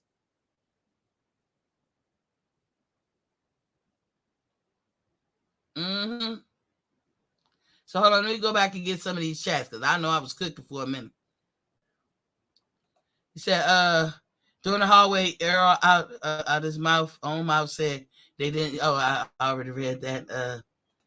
You said the truth is Bud don't beat none of the. Well, we already said that. Let's see, those are lies. Okay, Demetrius Ross said Bud then pulled the PBC whole card. I said that at Reginald Peters, bro. Now, how many undefeated champ? We went through that, and then he said, at Miss T, he is avoiding the fact that Bud is a 3 division champion. They only stay at 147. Having an argument. They don't want it that, yeah. And then he said Earl got 3 belts. Bud got his name in boxing at 135, 140, not 140. How the fuck he don't? He is a champion at 147. 3 belts ain't undisputed, shawty. So we can say Errol Spence don't mean shit neither. I mean, look at y'all logic. Look how y'all going out the way. He's not anything at 147. He's a champion at 147. How is he not anything? Come on, shawty. Miss T, Bud don't beat none of the top 147s before. He beat everybody they put in front of him. I don't know how you make that statement. Who is beckoning at the call to get him? He trying to get the top one, Mr. Big Fish himself. But you see how his punk ass acting? Mr. Nutcracker himself. Demetrius Ross said at Reginald Peters and Spence got his ass punked in OKC. Let's not forget the nigga went 12 rounds with a lightweight. Damn. Oh, but he was boxing that night, right? Exactly. I brought that up. The excuses. Come on, Shotty. We see right through you, Errol Spence. I really believe you can be better. You just caught up. And you don't know how to get uncaught. Boss Red is in the building. What's Papa King? He said, one question. Why did Bud resign with Bob in 2018 when all the welterweights was at the PBC? Listen, I don't know how y'all get mad. I don't know how to answer that. Bud did what he wanted to do. Like you do what you want to do. Like everybody do what they want to do. I don't know how another man get mad at another man for the job they pick. Look, I think PBC is a piece of shit. But I ain't going on no campaign. Now I might be. But all these years, I never really went on no campaign to tell Bud, to tell Porter, to tell Deontay, to tell Earl, to tell any of them motherfuckers, y'all gotta leave PBC. Oh my God, you gotta leave them. You know, now that I know the PBC is doing the fighters wrong, I would say it's up to them. But I will not get mad like how people got mad at Bud for signing with Top Rank, the person who paid him more than anybody else, you know. But you know, you can be a person that do wrong by people and do right at the same time. Those two things can happen. From my understanding, Bud not resigned, but extended his contract, and he got a solid for it. PBC, you already see how they treating Bud. What you think they would have gave this nigga back then? Maybe, but and sometimes I really be thinking this. I don't know how true it is, and I'm only gonna say it like a few times. But sometimes I think the PBC don't think Bud got the looks good enough to he too dark or something to represent them or be their big guy on the shiny hill. So I be thinking that bullshit. But you know, see, a boxing fan, we don't give a fuck. I don't give a fuck if he white, Asian. I don't care what color he is, black, yellow, purple, whatever. If you can show out in that motherfucking ring, I'm behind you. I used to have when I started this show, I used to have 2 people. But y'all know Deontay Wilder is my favorite. You know what I'm saying? Hands down, you know, heavyweight got to be the top division, right? But second and almost the same. These are all number ones to me. I'm going to stop saying 1, 2, and 3. They all number ones. Number 1, Deontay Wilder. The other number 1 is Bud Crawford. The other number 1 now for me is Isaac Cruz. Can y'all believe that shit? Because I just like certain fighters that like to fight, don't make excuses, put their big boy drawers on and get in there and make something happen.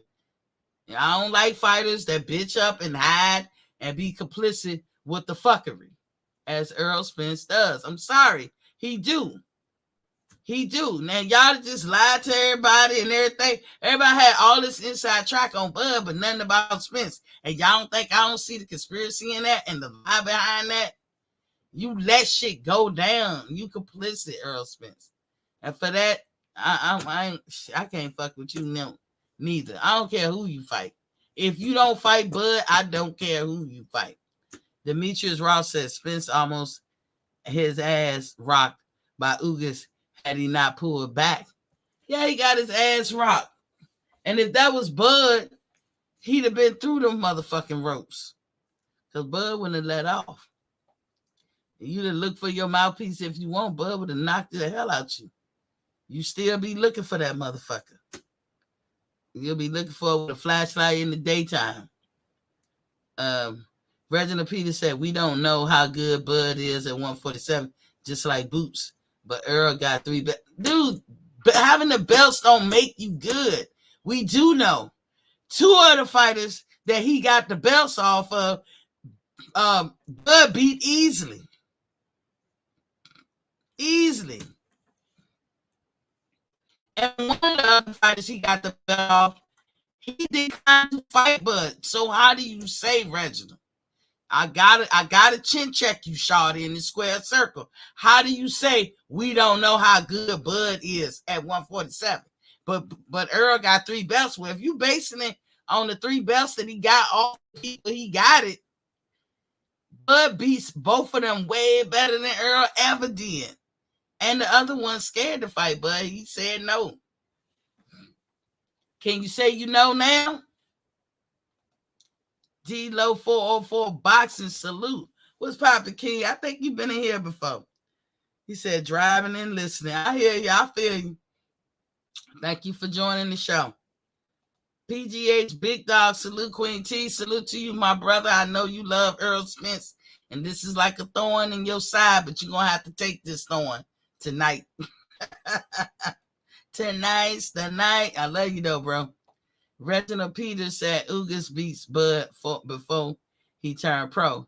There you go again with that amateur shit. Amateur and pro is 2 different things. Number one, and the fact that they offered Ugas a fight years ago. He didn't want it. Reginald, stick to current times. Yeah, I said years ago, but he did not want it, and he hasn't changed from that. Everybody prefer to go at Errol because they know they see the flaws in this motherfucker. That alcohol and all that running around and shit gonna catch up. They know Errol Spence, I don't know what exactly he doing today, but I don't believe he that disciplined to live a clean fighter's lifestyle. But even if he's doing it today, shout outs to him. Congratulations for making a change in your life. But you didn't always live like that, and you're gonna pay for that. Just like if Tank out there drinking, it's one thing when you're 25, 26 and all that. Wait till your motherfucking ass get 30. Then you be like, oh, shit, I should have listened. Too late. Demetrius Ross said, at Boss Red, probably because there is such a thing as honor amongst thieves. Bob's broke bread, even though he didn't honor his deal. Yeah, and that's why he getting sued. You can be a good guy and a bad guy at the same time. It's possible. Y'all make sure y'all hit that like button, please, please, please, in my humble voice. Please, and if you've never been here before, do me a solid and just hit that subscribe button. If you've been here before, you already hit it, don't touch it. But if you've never been here, please, please, please, in my humblest voice, I'm only speaking what I see. You know, I'm gonna drop the link. I know I keep saying it, but matter of fact, hold on. Let me wrap it up so I can drop it. We find ourselves in a situation today with the lowballing, the non-transparency. I asked this question a while ago. Can y'all name one job in America under the table or legitimately that a person will take and they don't know how much they're getting paid? I will wait while y'all try to figure out the answer. I know there is no answer to that. I'm going to read a couple of chats and then I'm going to drop this link. Stop the cap, Queen. Bud about to duck the smoke. he don't want this fight. That's on. That's nah. You know that's the other way. PGH. Bud be washed up Brooks. Nah, bro. You can't say that. You can't say that. Y'all touted Brooks as the thing to beat for Bud. He won't washed up until Bud knocked him the fuck out. Before that, y'all was like, oh, Bud ain't gonna be able to do nothing. Y'all so convinced of this dude's non-greatness that you walk right into it. Boss Red said, Demetrius, that makes no sense, good brother. Exactly. It don't. It don't. Kind of funny when he took the low ball offer, I guess, cause Al want open the damn books up. You call it a duck. Sure is on Spence end. Yeah. Because why you changing the rules? Because it's Bud. You ain't did this shit with nobody else but Bud, and it's the law. In case some of y'all don't know, they supposed to put the money in escrow. We learned this with the Teofimo George Kambosos fight. Remember, you're supposed to put the money in escrow. You're supposed to show how you paying somebody. If you don't show it, how the fuck? How you gonna sign a blank contract? Why would y'all want any man? Is Bud not human? Why would y'all want any man to sign a contract where he don't know how and how much he's getting paid and how he's getting paid? Didn't y'all just hear about Logan Paul? Did Logan Paul resolve his issue? You see how Floyd and them got him? You don't think that they gonna try to do that to Bud, and then all of y'all will rejoice and be glad in it and be happy and clapping your hands, saying, he's just a dumb nigga, top ranked Toby. He not dumb, shawty. That's what y'all can't stand. When people that y'all devalue and think that it's not worth nothing start taking up for themselves, you guys act like it's a personal attack against y'all. Talking about the Errol sexuals. Reginald Peters. Bud is overrated at 147 because he don't face none of the top. He faced them. What you mean he don't face none of the top? Reginald, I'm definitely dropping a link for your ass. Because I don't know what you talking about. Demetrius, of course, it don't. Bud asked Daniel Cunningham for his books. Bud is not in affiliation with Daniel Cunningham like people trying to say. That's just another barrier. If Bud was in cahoots with Daniel Cunningham, we would have never had a Sean Porter fight. Y'all forget about that. They've been after Daniel Cunningham for a minute. Y'all forgot that one, huh? At Reginald Peters, I'm officially done with you. You're a Spence cheerleader, and when Spence get his first ballot Hall of Fame, I'll cash out $5. That ain't never gonna happen, shawty. Spence ain't gonna be first ballot. Bud ain't signed shit. He need to stop all that lying BS. Now he want to approve marketing. That nigga scared. Nah, Demetrius, hey, PGH, your boy a bitch and he's scared. But your boy is a bitch and he's scared. I realize you gonna rock hard with Errol Spence, but AKA the Nutcracker. Bud ain't the bitch. Your boy the bitch. Al Heyman sent the terms to Bud, bro. Try again. Laugh out loud. I'll be waiting too. Demetrius, PGH, who has Spence beat? Chris Algieri, Lamont Peterson, Ocampo. Quentin Bradley is in the building. What's poppin' key? I saw y'all the other day. Y'all had me dying laughing. Man down. One of my good Errol Spence buddies right there at all. PGA said, Bud got his sister and Bernie out here trashing PBC while he negotiating with PBC. Bad business, or he don't want to fight. Y'all keep saying bad business about Bud, but between Earl and Bud did better business, shawty. Exactly. At PGH, but Spence doing the same shit. Are we picking and choosing now, sir? Stop Earl beat Real Kell Brook and Garcia and Ugas important. Ugas, Danny Garcia, Mikey Garcia all beat everyone on Bud's resume. Ugas was Rob versus Sport, but they didn't beat Bud. Ross, Bud don't beat the top 147s in this era. You really be just pulling that out your ass. I don't know what to say. I'm gonna just go. Oops. Hold up. Shit. I made a mistake, y'all. Hold up. I thought I was putting the link. Let me put the link in. Because I've been babbling on for a minute. I monopolized today. I'm sorry. I took host privileges, and I've been kicking the facts. All I've been saying was the facts. And I still ain't seen nobody answer my question. Name a job in America where you don't know how much you're getting paid or how you're getting paid. Like I said, there's a thing called escrow, and y'all better be thinking about Logan Paul when y'all think about all this bullshit, because Logan Paul been crying, and he ain't getting no reprieve.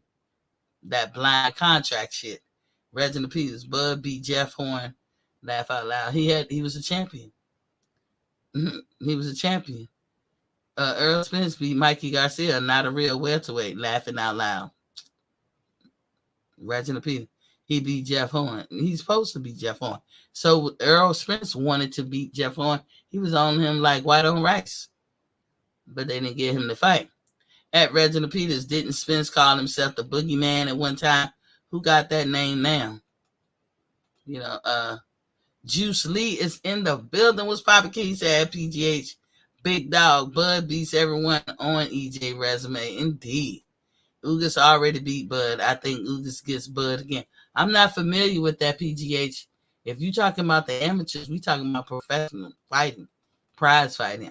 We're not talking about the amateurs. That doesn't count. I don't know how you insert that into the equation.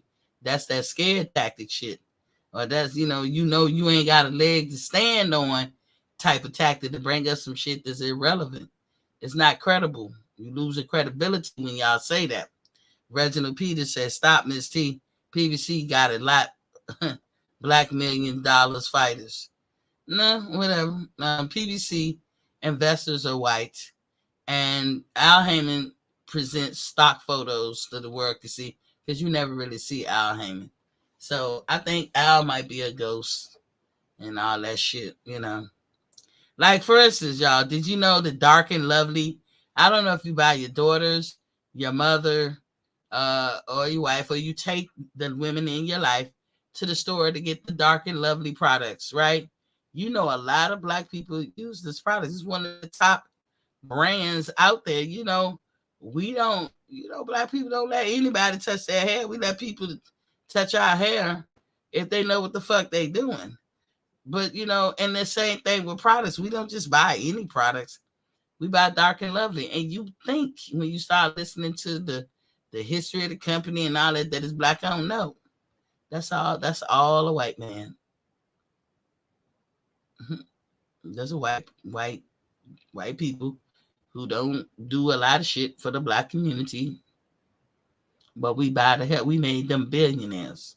Because that's one thing that Black people invest in or patronize, and that's hair products. And we make these motherfuckers billionaires. After all the shit that we buy, it ain't owned by Black people. But they had sense enough to give the narrative of a Black family, or it's coming from a Black product.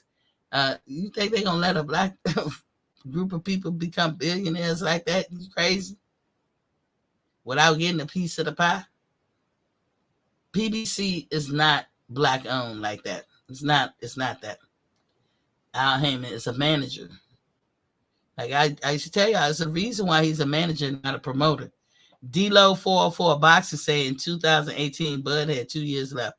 He renegotiated his deal, adding 1 year and ESPN guarantee.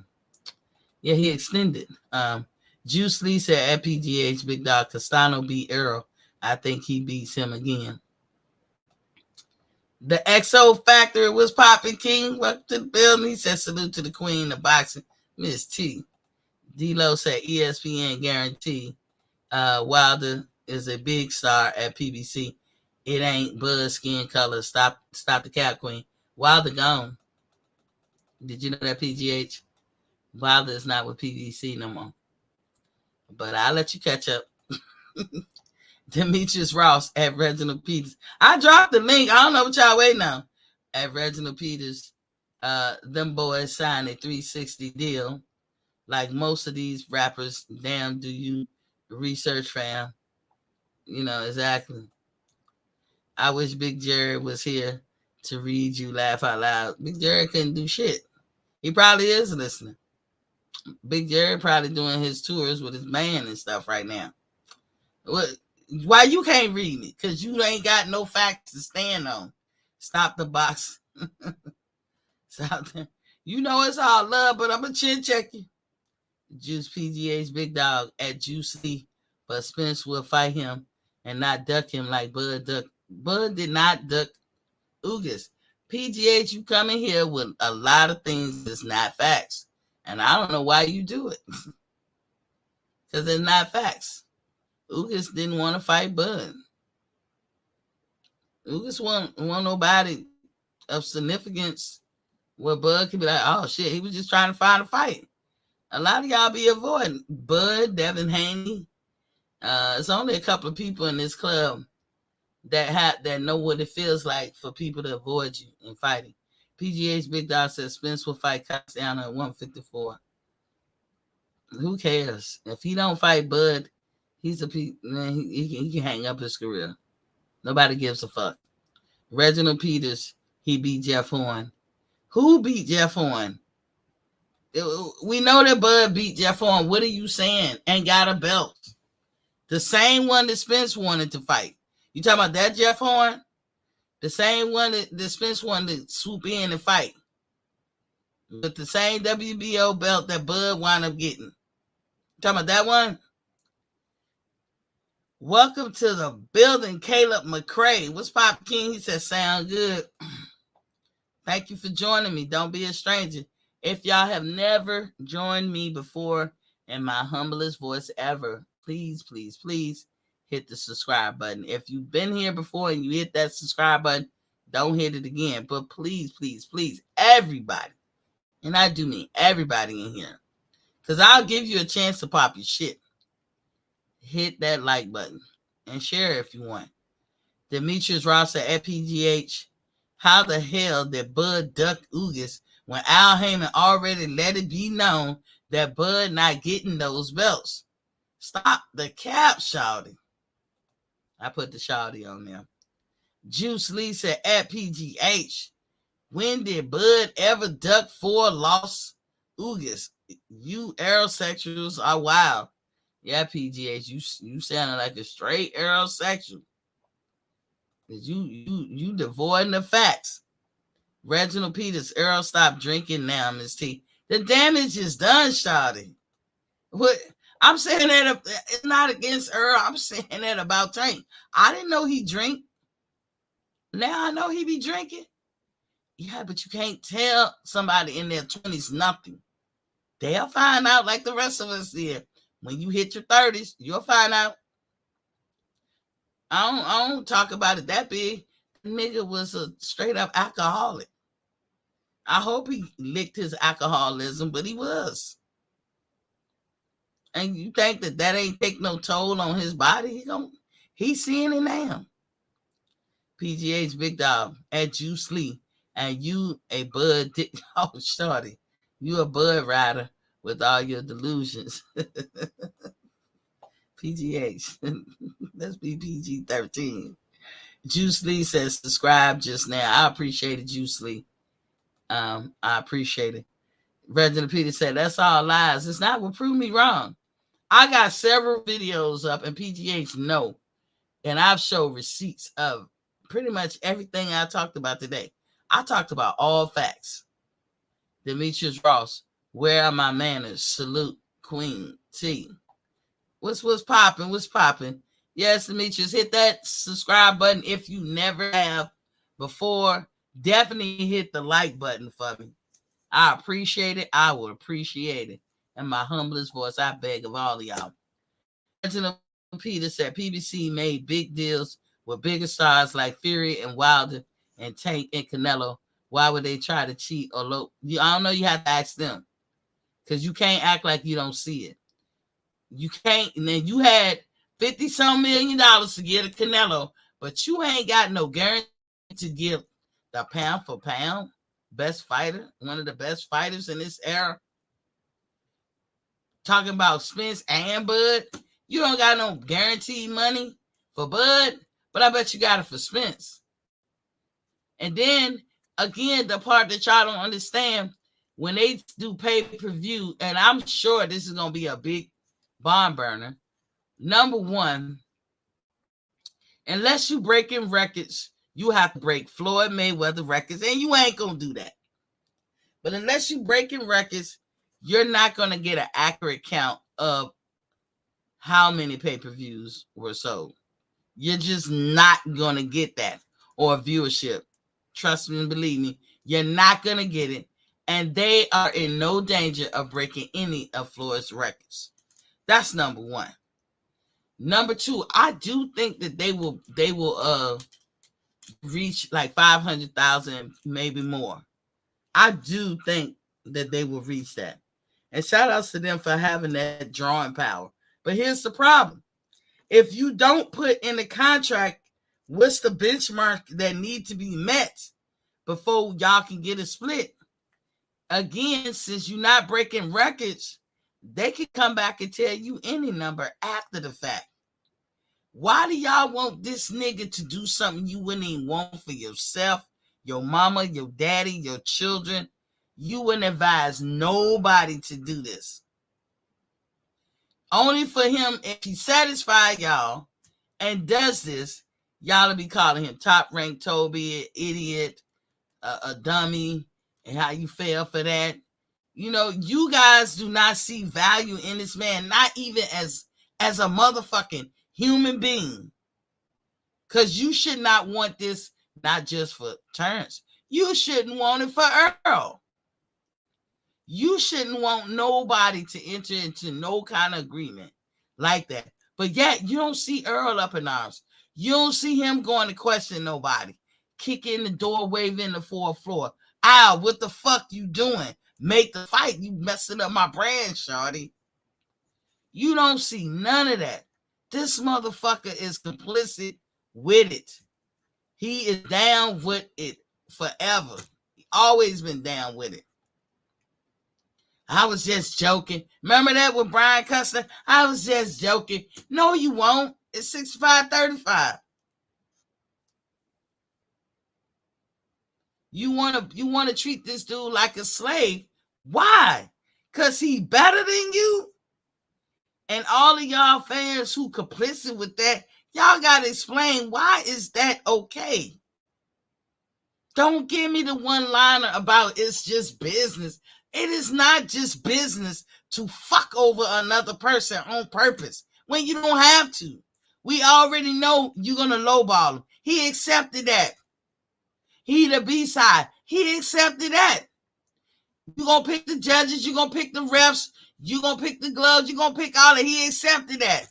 All he asked was transparency. It's in the law. There's no escrow set up. And they do that with all fighters. How is it a problem for him to see where the money is coming from so he can know if he's getting paid or not? He'll be, y'all okay with this man walking back to his locker room, win, lose, or draw, and don't get a check handed to him? But when they walk back to Errol's locker room, he getting a check.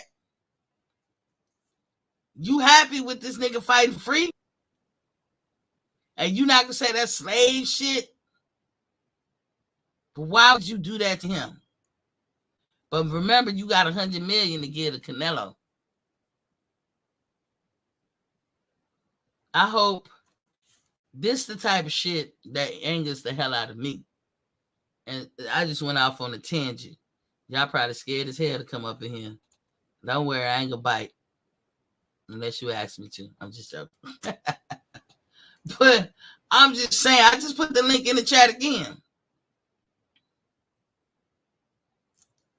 You know, I don't know what is the disdain for this man. Why isn't he not a human that you can't give him basic human fairness? I don't get it. But I know as a fellow Libra, he's going to kill Errol Spence. Y'all stirred up the hornet's nest.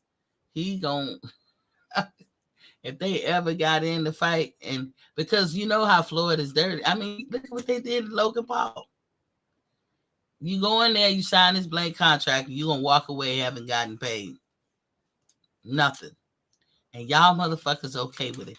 That's how much y'all a fanboy. I wouldn't be okay with it if it was done to Earl. Not for 1 second. Y'all heard me over the months, over the last year, advocate why the fuck y'all not paying this man. And I ain't even a big Earl sexual fan like that. I'm a fan, but not like on the Earl sexual levels. I've been saying y'all should have been paying this man $10 million. He your big fish. He the big prize fighter at your company.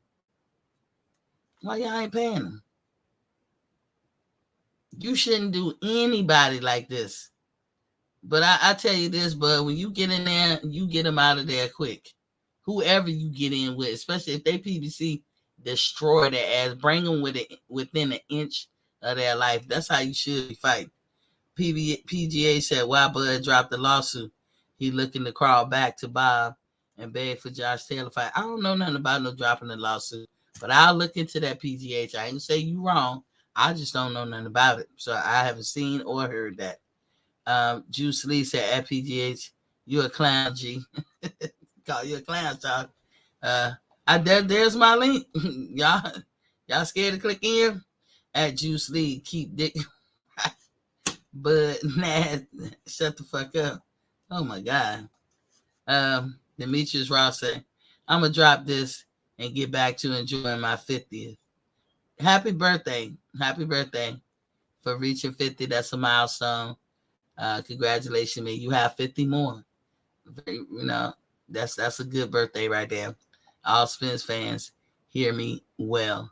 Just remember what they did to Hagler behind Sugar Ray Leonard. Hated him when he boxed. Loved him when he retired. Man, Errol Spence whole star is going to fall. And y'all be complicit with this shit, because I promise you this. I know for me, I don't think I'm ever buying PBC no more. I hope they fail. I will tell people don't ever watch PBC. Fuck PBC. I hope they fail. Enough of us get together and pray that they fail. It'll happen. Wilder is with PBC. He fight on 10/15. It's a PBC event. Fact. I think Wilder is done with PBC. But, I can see that we're going to have to do a show on that. So I'm going to get my research together. But from what I'm told, he done with PBC. We should see. Maybe Hellenius is PBC. Maybe Wilder is a free agent now. I don't know. But we'll see. And Wilder always had his promoters, Shelly Finkel and all them other feet on the side. So I don't know. We'll see. Reginald Peters said, I don't see the link. See, it's shouting. Hold on, look. The link I just put in there. That's the latest there. I just put it in there. This is Rob. What's popping? What's popping? King he said, what up, Miss T? What's popping? Reginald said, Miss T, drop the link so I can read. Don't. I put the link in there. It's right. It's right. It's like 2 ones under what you just said. Fight fans just want the fight. Forget the pocket watching. Make the fight, bud, or drop the damn belt. Man, you need to direct that at your bitch ass boy, Spence. And he's straight up bitch right now. All of him and motherfucking Charlo, Jamel Charlo. They ducks. Straight up punks. Reginald Peters said, if Bud feel he gonna be cheated, just walk away. That's what he gonna do. Bud know how to handle himself. See, y'all devalue this man and make it seem like he ain't nobody or he dumb or whatever. But that's y'all mistake. That ain't really on him. He can't make y'all like him, nor should he try. Y'all the ones that feel like that, but y'all mistaken. Y'all are highly mistaken. I think I proved my point. With the first question that I came out with was, why is Errol Spence scared of Crawford? And I asked questions throughout my monologue or whatever, but I dropped the link. Ain't nobody challenging or popping that shit, because I can sit back and be quiet and let you pop your shit and break it down. I went through a whole myriad of things. Now let's just do a little cap, Errol Spence is not that great of a fighter. He's a regular basic come forward fighter. I ain't saying he bad. I'm just saying that's what he is. He's a come forward fighter, and he knows how to beat you that way. And I always say, no matter what game another person plays, you play your game. And I mean that for Errol Spence too. If it worked for Errol, it works. But now when you talk about Terence Crawford, an all around dynamic fighter who can bring so many tools, different looks, and different ways of fighting you to the table, he's the better skillful boxer. Then and that would make anybody scared. If I'm like, why would I'll get in with somebody who can't box worth of shit. Real easy. Talk shit too, swallow spit. But then you put somebody in there that's a real warrior. I'm like, hey, I'm not getting in there with them. So that's one way he's scared. He knows Bud will watch him. That's another way that Earl shows that he knows this. There's so many things that he does that show you this. You know, he know he gonna get watched. You got just the mere fact that everybody's at his neck rather than Bud. Why don't they take the easy way route? The easy way route. Ain't that what you taught the world? Why don't I take the easy way route? Why don't they do it? If Bud is the easy way. Oh no, you the easy way. And you know it. You know. Then it was like, get a belt. I ain't gonna fight you. Get a belt. You're not even significant. Get a belt. But go get a belt. And that's not good enough. Then it became my plan. I talked to Al, because you know he done put out. Me and Al talk about everything about my career. Al makes suggestions and all that, but I get the final say. Even at the press conference before the Porter fight, he said, "Hey, we at PBC, we can suggest all day long, but it's up to the fighters. It's always up to the fighters." So when you talk about the duck of it all, yeah, PBC been ducking Bud, but Earl been complicit. He known all along. He right in there with them. So he said, get a belt. Then he talked about my plan that had nothing to do with motherfucking Bud Crawford. Then he said, I'm coming to you, Reginald. They said your device ain't connected. So I don't know. Keep trying. Then he said, it's strap season. As if he basically saying, look, nigga, I don't care about nothing but getting them straps. Getting those belts. That's what Errol Spence was saying. And so, but did he live up to it? Because Danny Garcia and Mikey Garcia didn't have no straps. And that playing business, Ugas wasn't a part of that equation because Ugas wasn't a factor back then, but you threw him in there after the fact. Even though the difference between Ugas and Bud at 147 is what? Remind me again? Not a goddamn thing. They both are champions of one sanctioning body belt at 147. So what would have been the difference if you went to Bud first? Why you couldn't go to Bud first? When y'all say shit like Ugas beat Bud, so okay, then Bud's the easy route. Why didn't Earl take the easy route and fight Bud first? And then go to Ugas, since Ugas beats Earl. You see how I debunked your fucking premise? Who said that shit? Was it PGH? See how I debunked that, shawty? PGA said Ortiz been calling out Bud, and so has Boost. No, Boost been calling out everybody. But Boost is waiting patiently. Boost really been calling out Spence. Boost put himself in position to be the mandatory of Spence. He didn't do that for Bud. He did that for Spence. Get your facts straight. Ortiz people, to include Oscar on down, said that Ortiz isn't ready. Get your facts straight. Let's not go by what we think and what we hope, but let's go by what is real. PGA said Bud ain't fight in a damn year. He need to get some pride and get the ring with Spence. Spence ain't fought in some time too when he didn't have to fight. That is not an issue. I'm not even gonna allow you to make that an issue. That ain't got nothing to do with the price of tea in China. A lot of fighters take times off. What they got to do with anything? You know, you see how forceful Errol Spence can demand that he will not fight Keith Thurman. You see how he got that kind of power? But he don't. Now all of a sudden, when it's Bud, he ain't got that power to say, "Look, I'm fighting Bud. I don't care what y'all say." Y'all still think this man ain't complicit with PBC with the bullshit? Come on, Shotty. I just proved y'all wrong again just now with that statement. Wayne Edwards is in the building. What's Poppy King? I ain't never seen you here before, but welcome to the building. Don't be a stranger. Hit that subscribe button if you never have before, and please hit that like button, Mr. Wayne Edwards. Al Heyman and Spence team know that Bud will beat the brakes off of Spence. Exactly. They know that. They know that shit, Wayne. PGA's Big Dog said Bud has no other options for a big money fight, but must stop the bullshit and make the fight. It's not, you got to stop the bullshit. I don't know why you don't accept facts, PGH. I don't know. You might be Team Spence or something over there. I don't know. But it's not Bud. You don't ever hold your boy accountable to nothing. Nothing.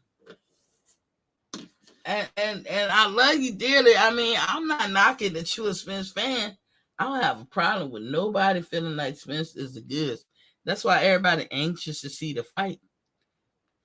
And we're going to see who the goods. And I always say, if you get in that ring, I'm not willing to call anybody tomato cans or anything like that. If you get in that ring, then, okay, you just came through, I think.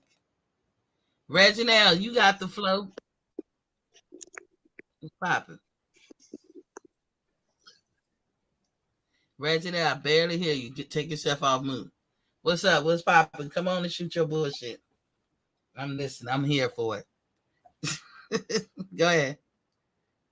Reginald, go ahead. Hey, how you doing, Miss T? We good. Hey, don't duck me tonight, Miss T. I'm coming for you. Go ahead and shoot your bullshit, man.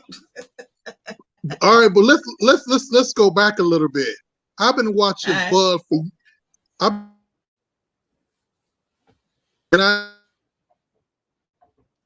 Your communications is messing up. Get somewhere in the house where you got good receptions, because we want to hear this shit. We don't hear you, Shawty. PGA said Bud is holding up the fight every time it's close. Bud comes with more BS. How is it BS? What BS did he come with, PGH? Because the latest that's out is that they won't be transparent with him. How's that BS, PGH? How's that? Your boy is a cherry picking. Now, he's starting to be a cherry picker. He's scared of Bud. He's a straight bitch. I'm sorry. He a straight bitch for letting this shit go on. I can't take it no more. I have been falling back. I ain't say shit. I've been noticing shit. I even got off his case about not taking VADA, even though he holds the WBC strap. What I don't understand is his fans do not hold this nigga accountable for shit. Everything's always Bud's fault. But it's Spence's fault. The only proof of between the two of them who wanted the fight is Bud. That's the only proof that's out there. That Bud actually wanted the fight. Why he wanted it so much, he put it in his contract. Where is the proof that your boy wanted the fight? Your boy felt like he was an A-side back in September when he had one belt like everybody else. He was the A-side, the arrogance of it all. Your boy took 2 fights where he could afford Bud, but he took 2 other fights that they didn't have no straps. They won't get shit out the deal, and he paid them a guarantee, and he paid them a decent split. But he can't do that to Bud. Then you get Bud to take a 65-35 after your boy said he was just joking. So was he joking?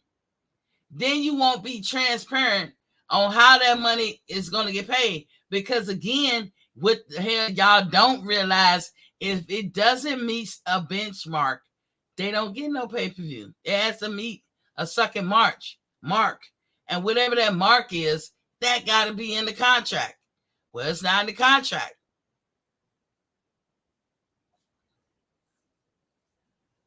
Then you come in here, Ortiz been calling out Bud. No, he hasn't. And Boost is in line with fighting Spence, not Bud. And I don't give a fuck if he ain't fought again. Did Errol Spence take a year off? And it don't matter. It's because of the car crash. It's like, did he take a year off? Reginald, I don't know what's up with your communication. I won't duck you, son.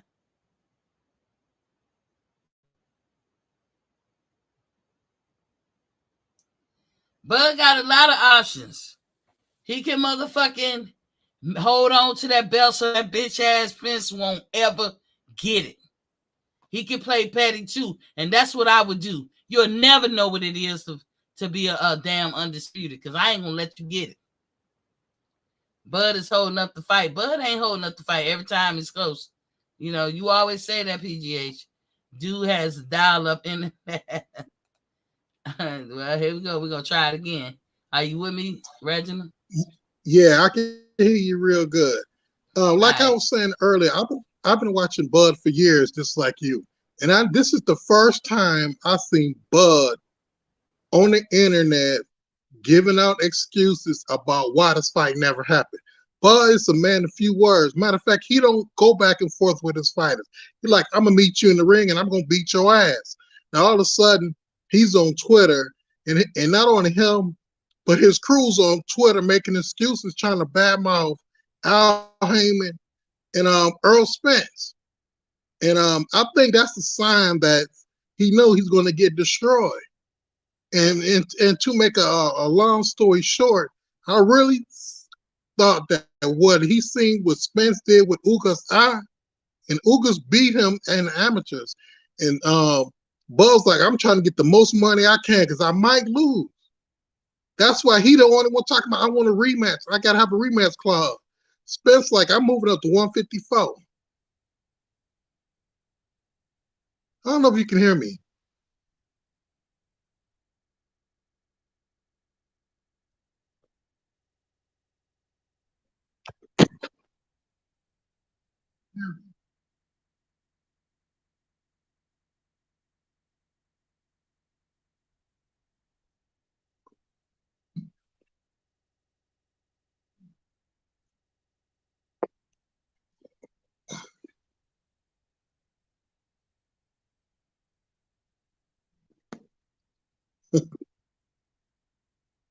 Hello?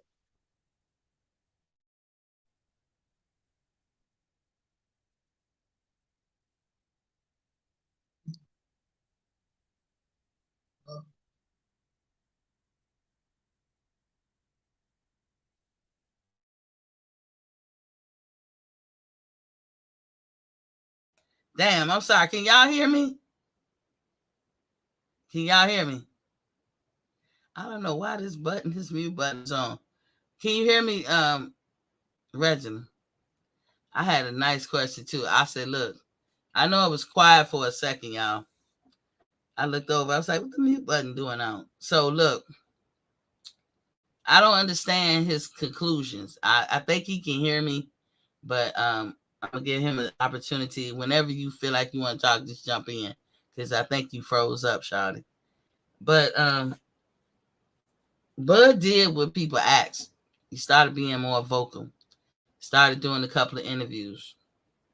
So he did what y'all criticized him about doing for 4 to 5 years. And somehow that concludes that he knows he's done for him. Somehow he's trying to cash out.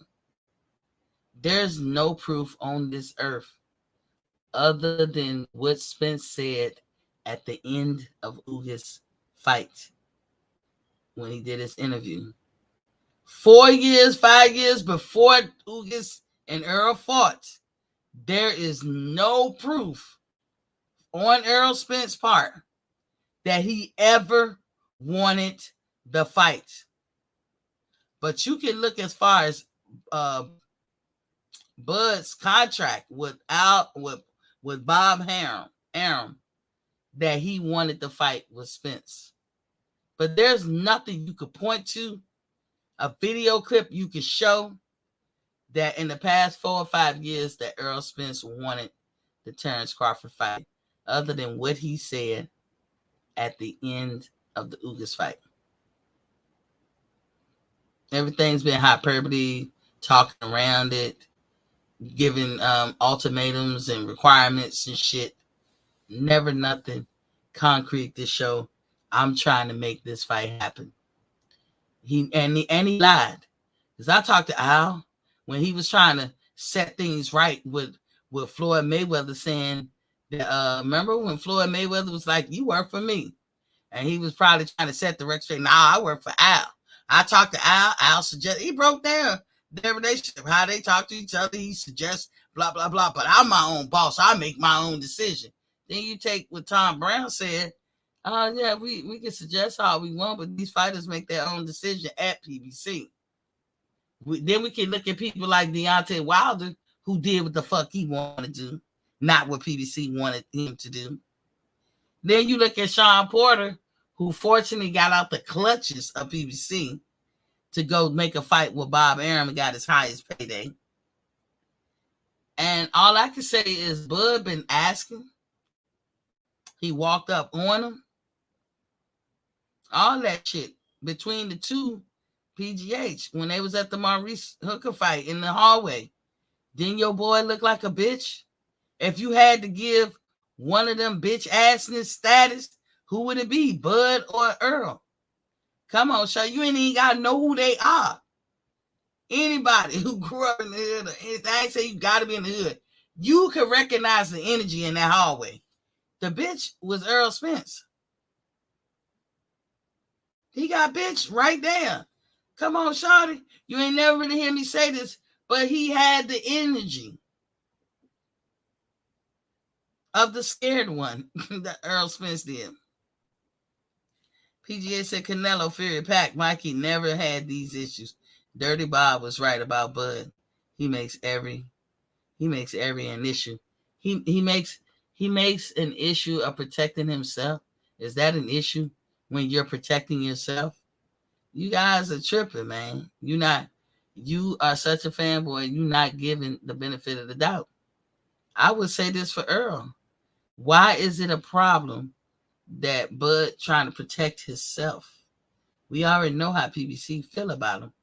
They ain't made a fight in 4 years with him because they don't like him. Because Bud ain't going to let you just stick one up him like all the other PBC motherfuckers do. Hopefully your communication is good, Reginald, but hold on. Wayne Edwards said, these Spence cheerleaders are pathetic. How the hell is Bud ducking?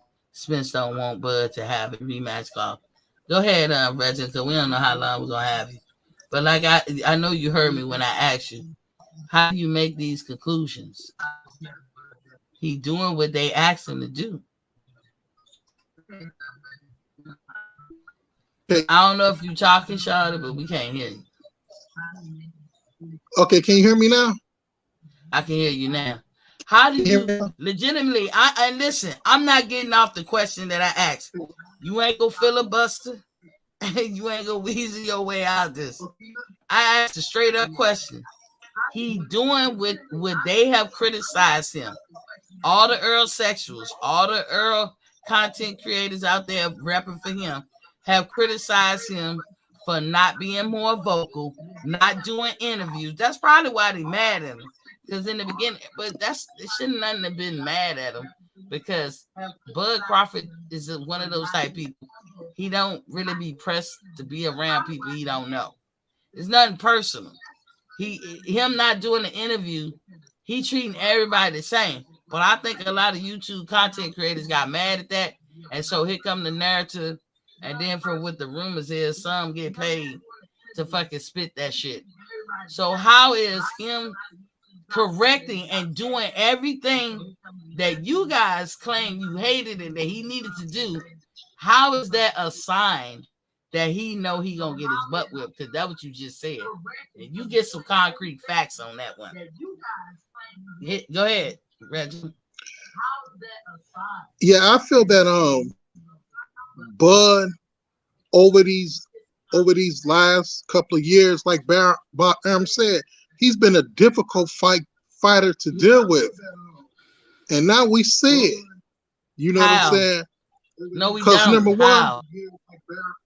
for number one, Bud don't got no television networks backing him.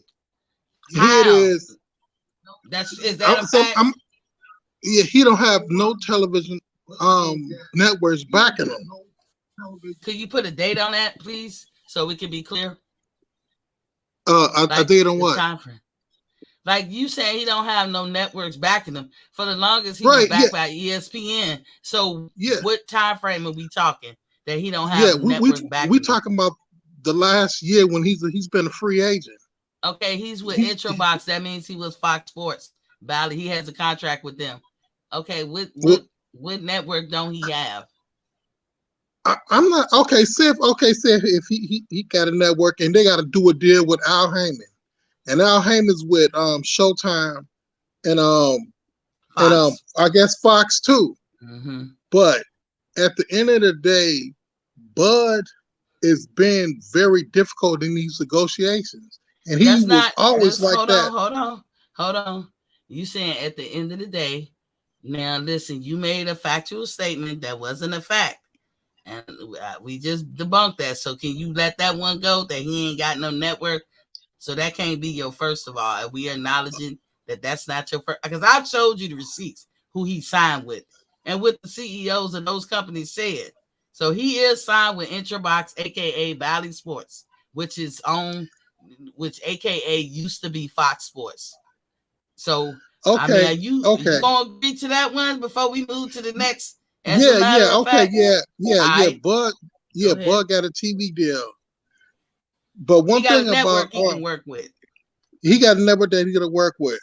Mm-hmm. But to make things easier and to make all negotiations go smoother, he got to work with Al Heyman. He got to work with Showtime.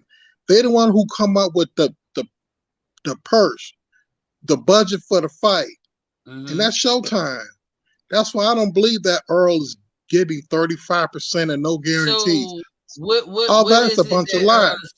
What is it that Bud is? Be factual and be clear, because we all know that him and PBC, him as a free agent, he can work with any of the promoters out there, but he working with PBC, who two networks that they normally work with is Fox and Showtime, but PBC kind of falling out with Fox. That's neither here nor there. But what is it that Bud is not working with them? How, be specific. What is he not working with them as far as the money or the purse or whatever you're saying?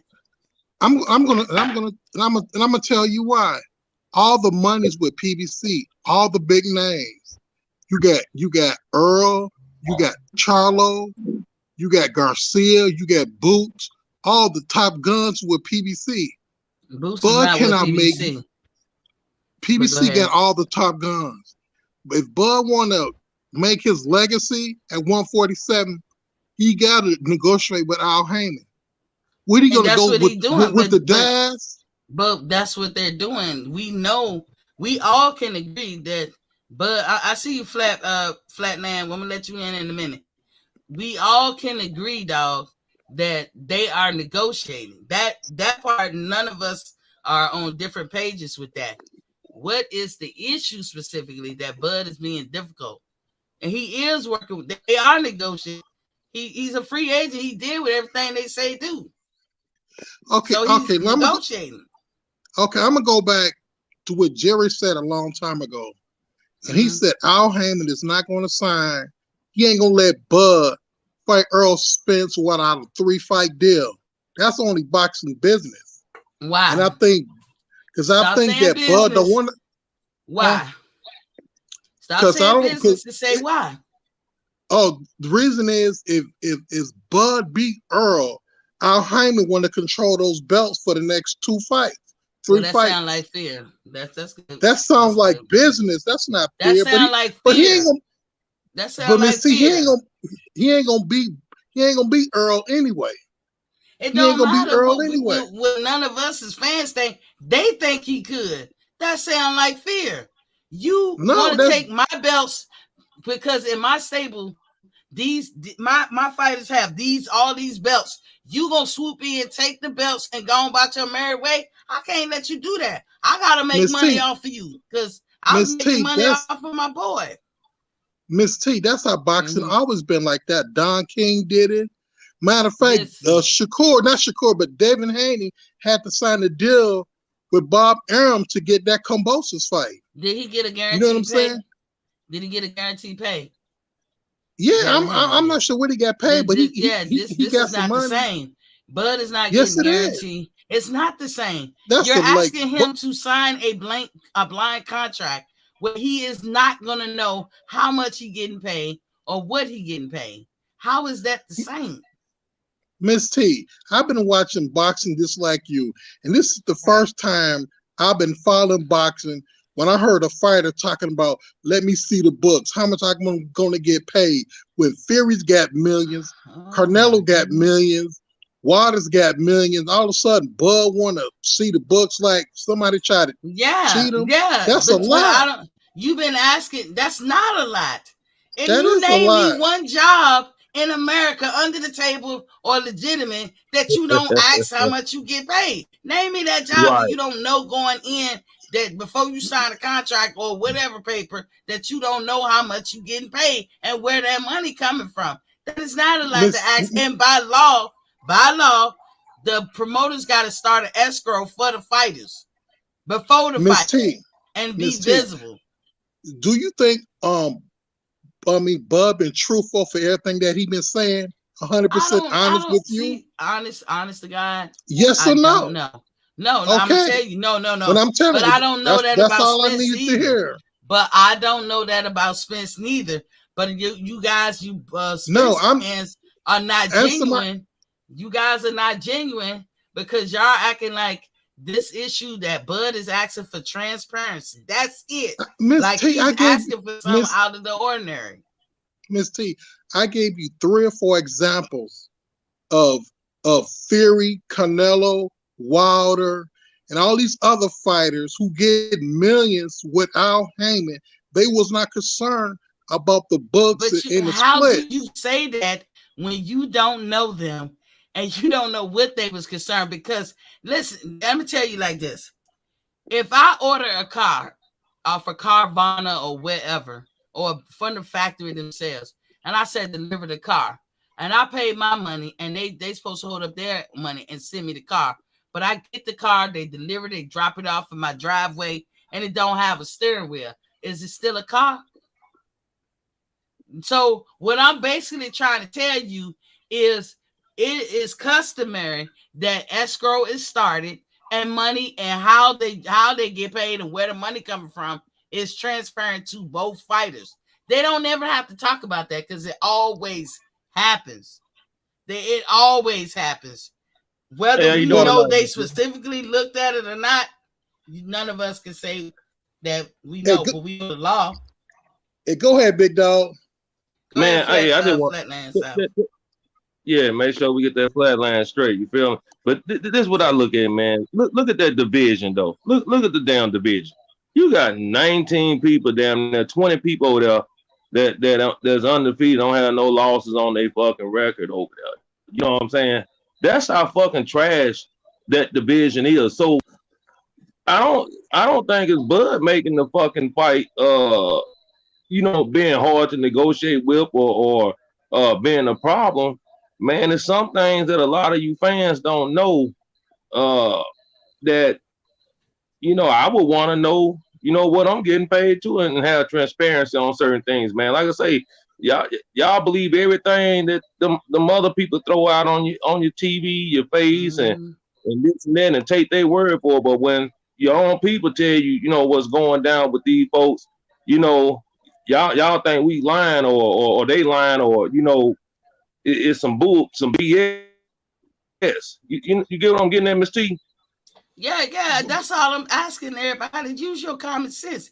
You tell me this. And everybody else, tell me the job that you have ever taken in your life or anybody stand up and point to that Or one why? person that we all know that took a job when they didn't know how much they was getting paid or how they Or was better even yet, getting paid.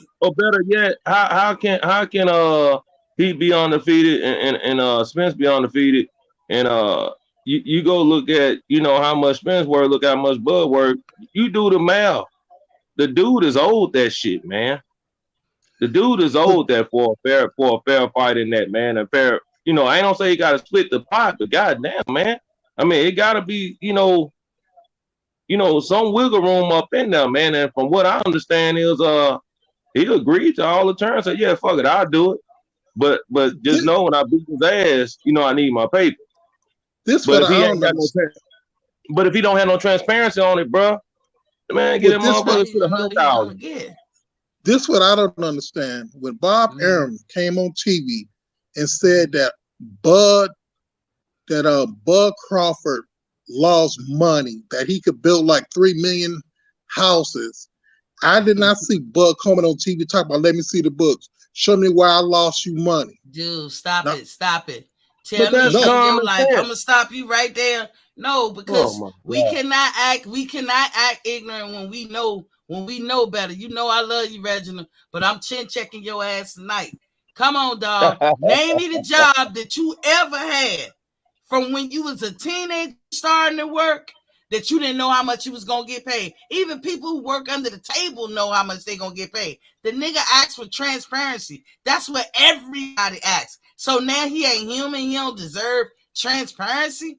Fuck what But Bob said. We know Bob was mad, and even if it was true, then why the fuck did Bob pay him Would you so say it? much money? Because after the Kell Brook fight, that's when he said it. After that fight, he fought Sean Porter, and he paid him even more. So who the dumbass? The good old Miss boy T, Bud system. or let me Bob? Miss The T, good old boy let me give system. you example. Let me give you example.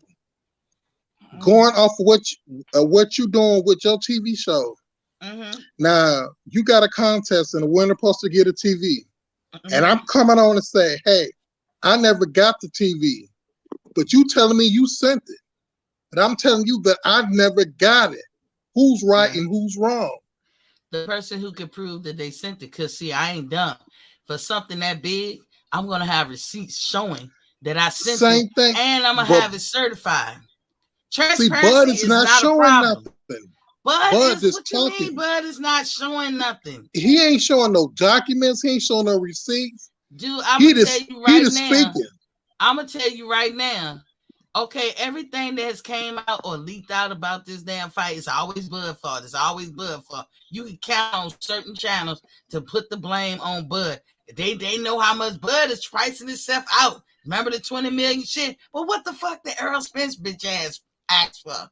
Like what the fuck, really? So I'm gonna say this: in the end of the day, if the fight don't get done, Bud, they want to be petty. You be petty right with them. Show the contract. Show the world what the fuck they was asking. We know even Max Kellerman said on ESPN now, and they'll never say shit like that for Bud. He said, in agreement, he was saying stuff that was more favorable to Bud and calling out Spence and them. You Because they cannot getting the get information around. from Bud You Camp. cannot get around the fact that you got a problem with somebody asking for transparency. He didn't say, be transparent, and by the way, throw a couple of million on the Barbie for me. He didn't say that. He said, show me the money. Show me the transparency. You're saying that this is a prize fight. But basically, what I'm reading, I don't get paid for this prize fight. And I'm a prize fighter. So is Earl. Earl getting paid. He's happy. But Terence can't know how much he getting paid. You know when the last time some shit like this went down? Logan Paul and Floyd Mayweather. That wasn't that long ago. Did Logan Paul ever get his money? No. And like I said, once again, he didn't produce no receipts, no contracts, no nothing. He could just be saying it. He could have had that money in his bank account as we speak. No, he did prove it.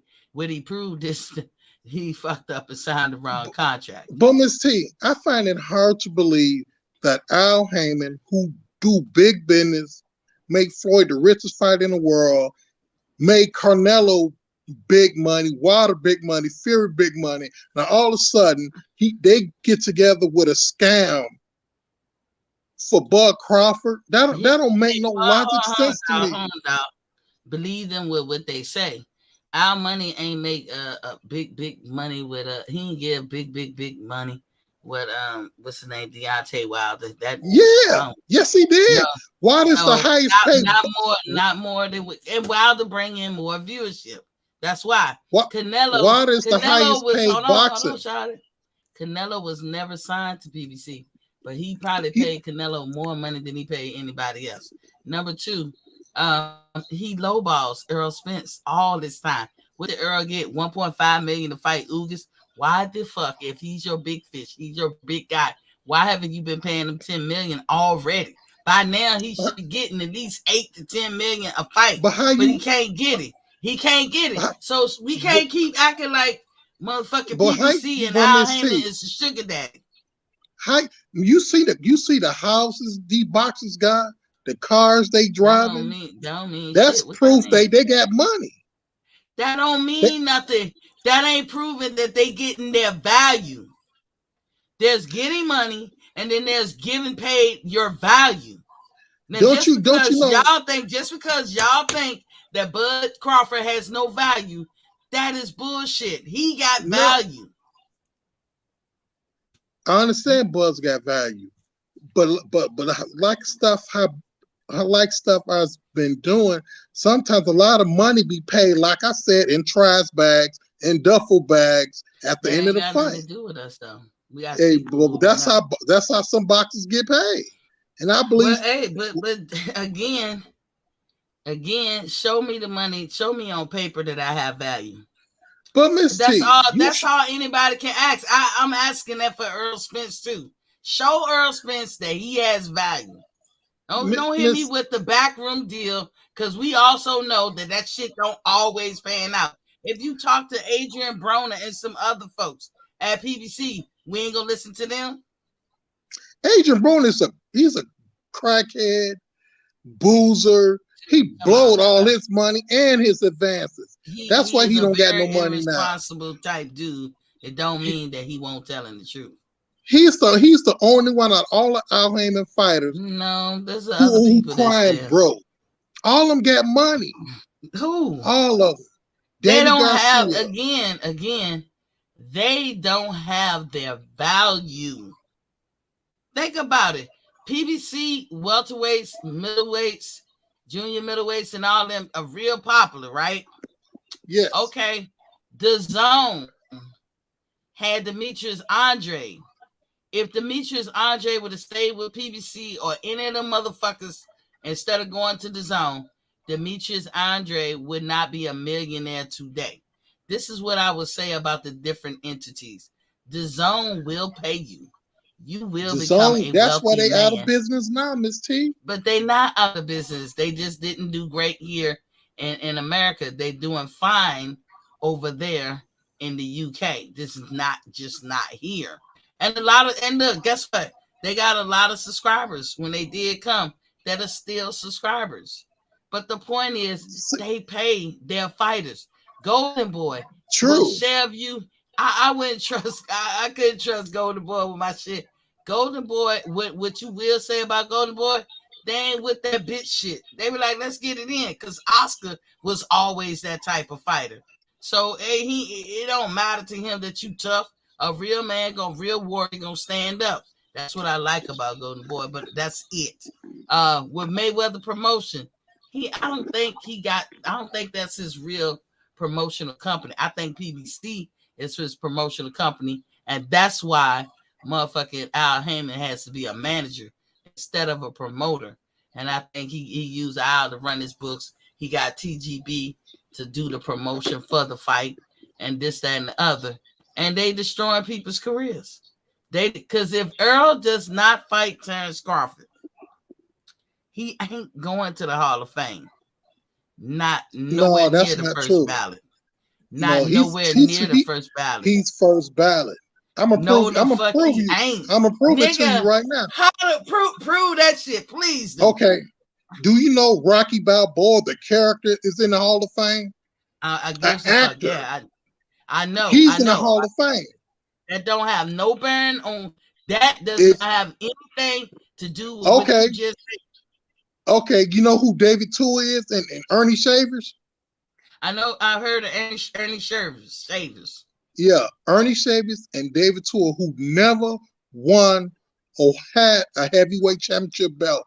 They in the Hall of Fame. When did they get in the Hall of Fame? Within the last 5 years.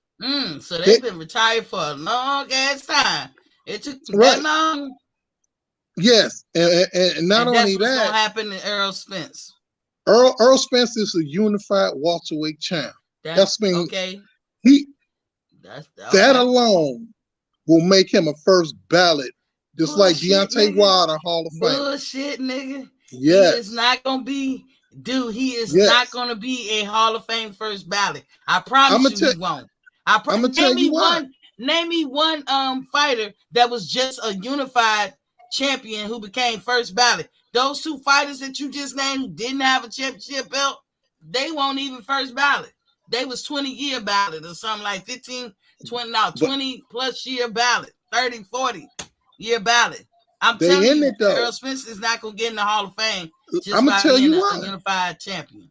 I'm gonna tell you why, because the bar is so low. They damn near let anybody in there who got a pulse. Long as you keep your nose clean outside the ring and use a pretty decent. Yes, Miss T, the bar is so low. That's why you got a lot of fighters who wait 5 years. You know you gotta wait 5 years before you get inducted to the Hall of Fame, right? And we still working on yesterday's fighters. So let me ask you this: is Bud Crawford a first ballot Hall of Famer? Damn right he is. Oh, I was just trying to see. You know who else gonna be a first ballot too? Who? AJ's gonna be a first ballot. No, Tyson Fury gonna be a first ballot. AJ won't. You know what I'm saying? I don't think AJ would become a first ballot. I really don't think so. But we gonna see. But he might have a chance because he's heavyweight. And he defended, you know, that's the only thing I'm giving AJ because he's in the glory weight division. But EJ, hell no. Not first the ballot. Bar is so low. The bar is so low. Oh, now it's so low. No, it's not, dog. Because they got the bar is low. Who? Why? Name me up some people that make it low. There's people who got first ballot and they was world renowned, and then there's people who wasn't world renowned who didn't get first ballot, and that's gonna be Errol Spence in the future. You can't say the bar is so low. Why is it low? Because we already know that Terence Crawford got his hands casted, so now we want to put the umbrella over the Hall of Fame and say the bar. Because the reason it's low, they got people who never won a championship in there, like Gary Cooney. He's in there. Ernie Shavers. But they've been doing that. He's in there. Huh? But Reginald, they've been doing that. Go back and look at the Hall of Fame from, I don't know, like the second or third year that they opened, and see if they have some people in there that never had a belt. They've been doing that, Shawty. That's why they don't be first ballot. That's why the bar's so low. Anybody could get in. Now, if you got a championship belt, and if you was a one-hit wonder, you know what I'm saying? How you let Ernie Shavers, who never had a belt, Gary Cooney, who never had a belt, but they don't got Buster Douglas, who was at that time undisputed heavyweight champ, because he's not in there. They have to, because it's done by people who judging. If you want to change that, then you got this. For real. You got people who judging, and people have their opinions. You know, like right now, you feel like Errol Spence could be first ballot. I feel like I don't know how the hell you come up with that, but we both have opinions. If we were on that panel and they said Errol Spence, he in his first ballot, can he make it? You'll put yes, and I put hell the fuck no. That's what I would put. He got 3 belts. I don't give a damn. He ain't undisputed, and he ain't been nowhere but 147. So that's how I'm looking at it. And then when he had the opportunity to fight, he been avoided and inducted for 4 years. Now PGA said, "We hear you, Reginald, but not Queen T." All right, man. Dan Tan, welcome to the building. What's Papa King? He said, beat him in the amateurs. Laugh out loud. A 3-round fight when Bud was like 18. Y'all be just making points off of useless points. PGA said, we hear you now. Oh, I thought you was actually talking about you ain't hearing what I'm saying. Dan Tan said, the question is why Spence so quiet? That's why I said, why he ain't kicking in the door, waving the 4-4? Why he ain't doing that's Spence MO. He always been quiet. No, he He ain't been seldom always talks. quiet. Come on now. He seldom talks. Both him and Bud are quiet people, but over the years, Spence been more vocal than anything, and that's what But they Miss T, you got criticize to Bud on. if Now Bud if doing it, and so man, that's a hit. Miss T, if I know Bud we lost you. really wants to make his legacy big, he got to come over and fight Charlo. He got to Bud fight is Earl, and he got to can't fight say- Keith Thurman. Listen, You know what I'm dog. saying? Listen, they Only avoided him. I can't make them according not be to who? scared of him. According to I just gave you facts. There's so many people that got receipts of people saying shit out their mouth. How you? You know Hold on, Reginald. If I tell you I'm coming for your ass, and you be like, well, why don't you fight Clarissa? That's punk shit in everybody world. But here you go. Charlo said that shit the other day. Won't you fight you know Lube? who his Nigga, boss he was? said he coming for you. You know who his boss was? Bob Aaron was his boss. And whatever Bob say you gonna fight, that's who Bud gotta fight. So it don't, but I'm just saying, like, you guys be coming up with shit that just don't make sense. And it's because you capping for your boy. Wayne Edwards said, what the hell is these dudes talking about? Of course, Ugas got destroyed by Spence. His stupid ass stood in front of Spence. He was tailor-made for Spence. He didn't press the gas when he needed to, when he did have Spence hurt. Ray New Sauntos is in the building. What's Papa King? He said, hey, beautiful Miss C, I'm late, but I'm here, Queen. Who is this dating site cat? I don't know what you're talking about. But look, everybody hit that like button for me. Please, please, please. Hit that like button. Hit that like button, shout it. Wayne Evers said, hello, Miss T, my bad. Laugh out loud. Flatland said, this shit's sad.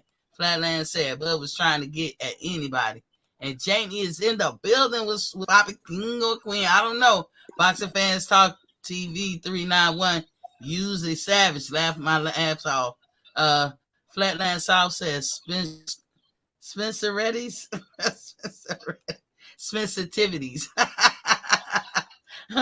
That's what E-Thriller in the backlog call a sensitivity. You need a man with sensitivity.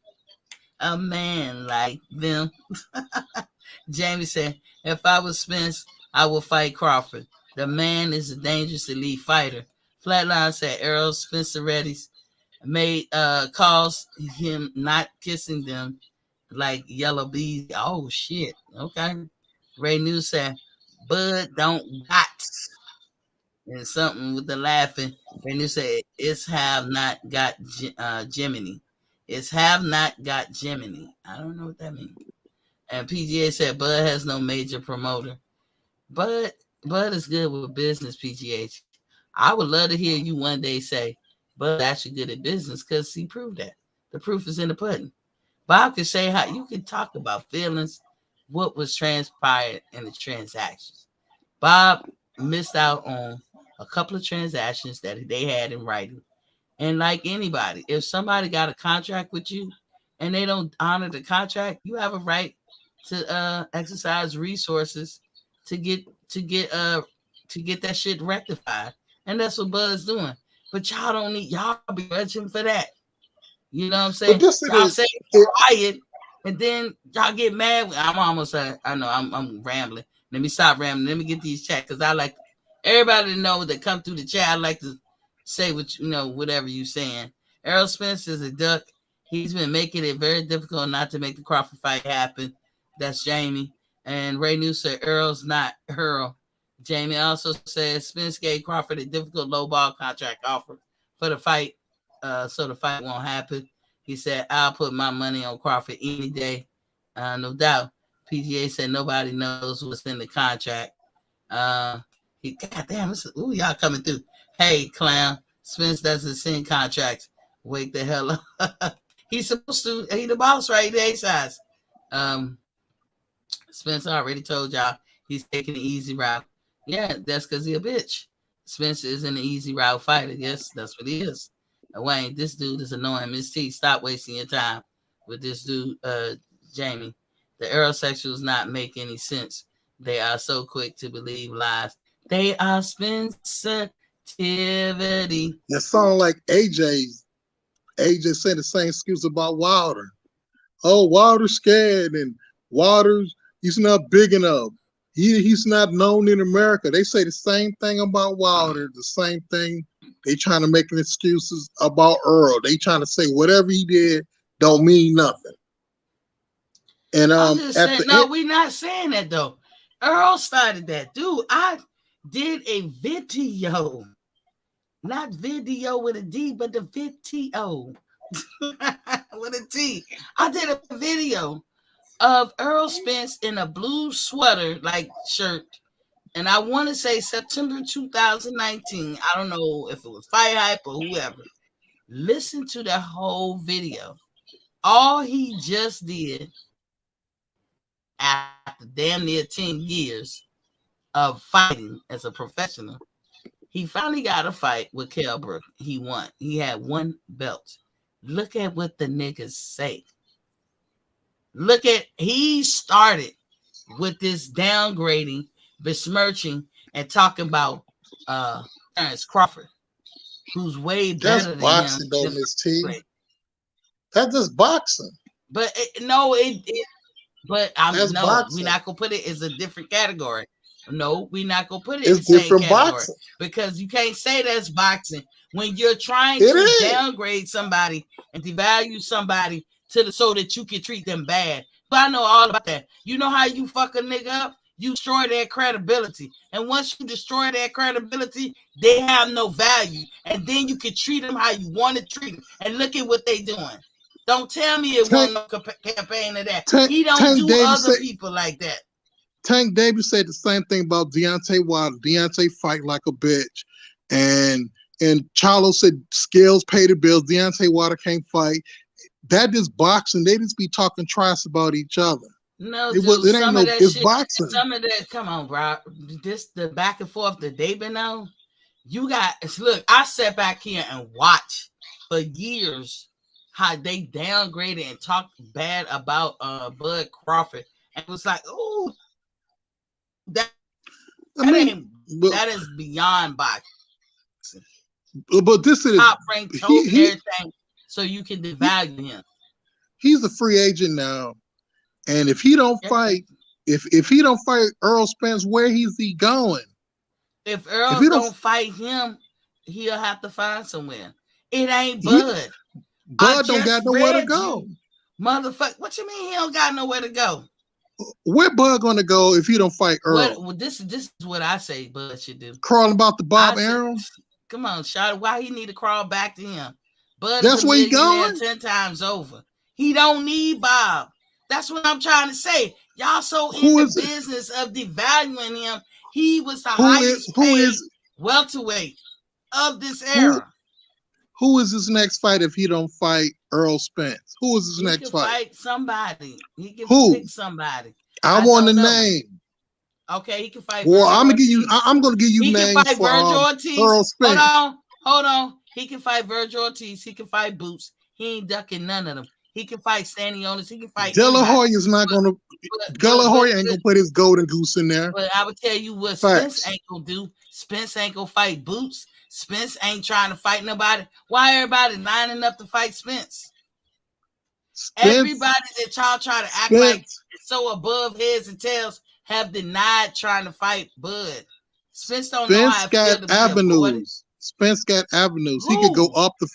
He can fight Fandora at 154, or he can stay down. Charlo, and Bud can fight Charlo. At Bud ain't gonna fight Charlo if he ain't gonna fight Earl.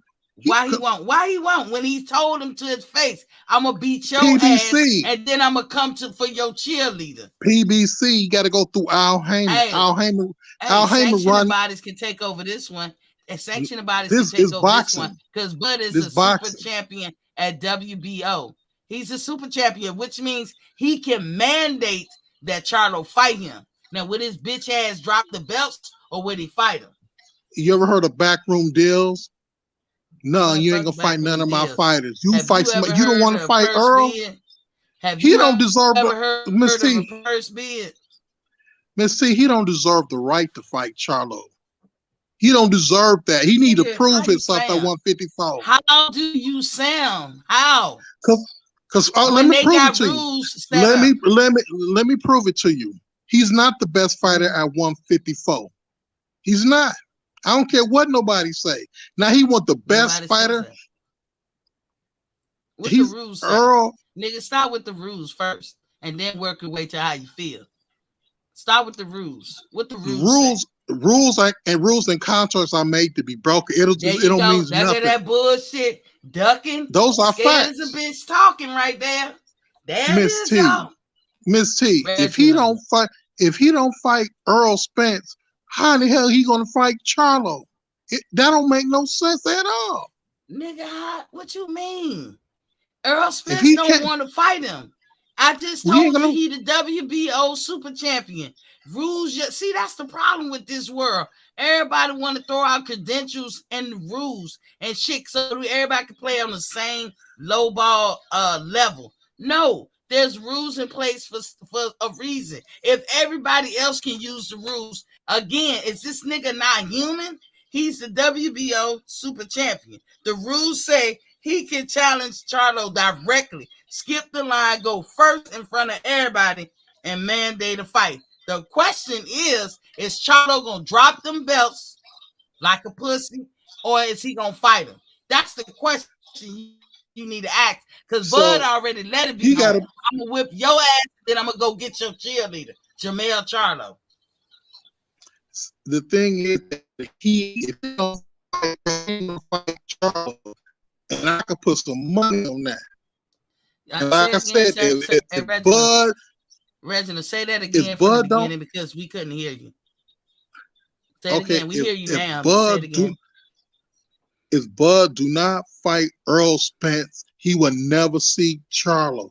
I guarantee you that. I don't care what records or whatever rules they have. Boxing don't work like that. If Errol Spence don't, again, you're talking like it's Bud. It's Earl. Nigga, it ain't that hard to make a fight. Remember, he made the Ugas fight. Shit, soon as Ugas wiped the sweat off his brow or wiped the towel around his ass after he got out of the shower after fighting motherfucking Pacquiao, they done made a deal. But you can't move that fast for Bud. How about this? Give Bud the same shit you gave Ugas. How about that shit? Give Bud the same shit you gave Danny Garcia. They ain't the same. You right. Bud is sales above all of them bitches. Give him the same deal. Earl Spence and Ugas in the same company. That's why it's easy for Wilder to fight Garcia because they're in the same company. It don't matter. Dude, do you hear yourself? Do you hear yourself?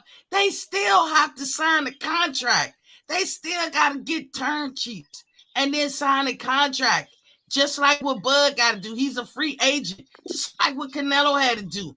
Give Bud the same deal you gave Ugas. Matter of fact, between Mikey, Danny, Ugas, Porter, Kell Brook, pick the lowest fucking deal and give it to Bud. Any of that shit will be better than what the fuck they talking about right now. Don't miss me with they in the same company. Miss me with that shit. Because Kell Brook, was he in the same company? Is he a PBC fighter? He was a mandatory for Earl. He was a mandatory for him to fight Earl. He was mandatory. Who made that shit? He was the champion, right? Kell Brook was the champion when Earl beat him. Yes. Who you say? Just now you said Charlo. The thing is, Kell Brook.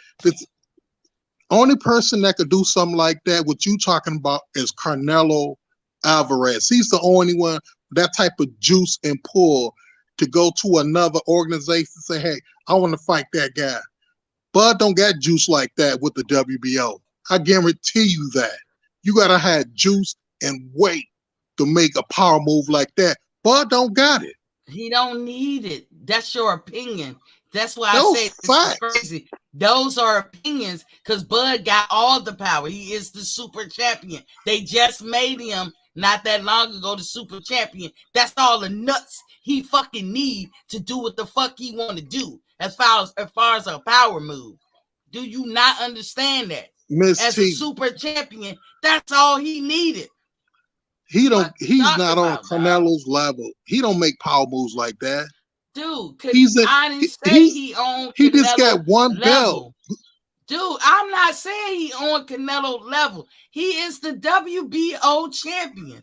And because he met the requirements, as far as they concerned, they made him the super champion. And what that means is whenever he's done in the weight division that he holds that championship in, he can go to the next weight division, skip everybody, go straight to the front of the line and mandate a fight with that other WBO champion. That's all the nuts he needed.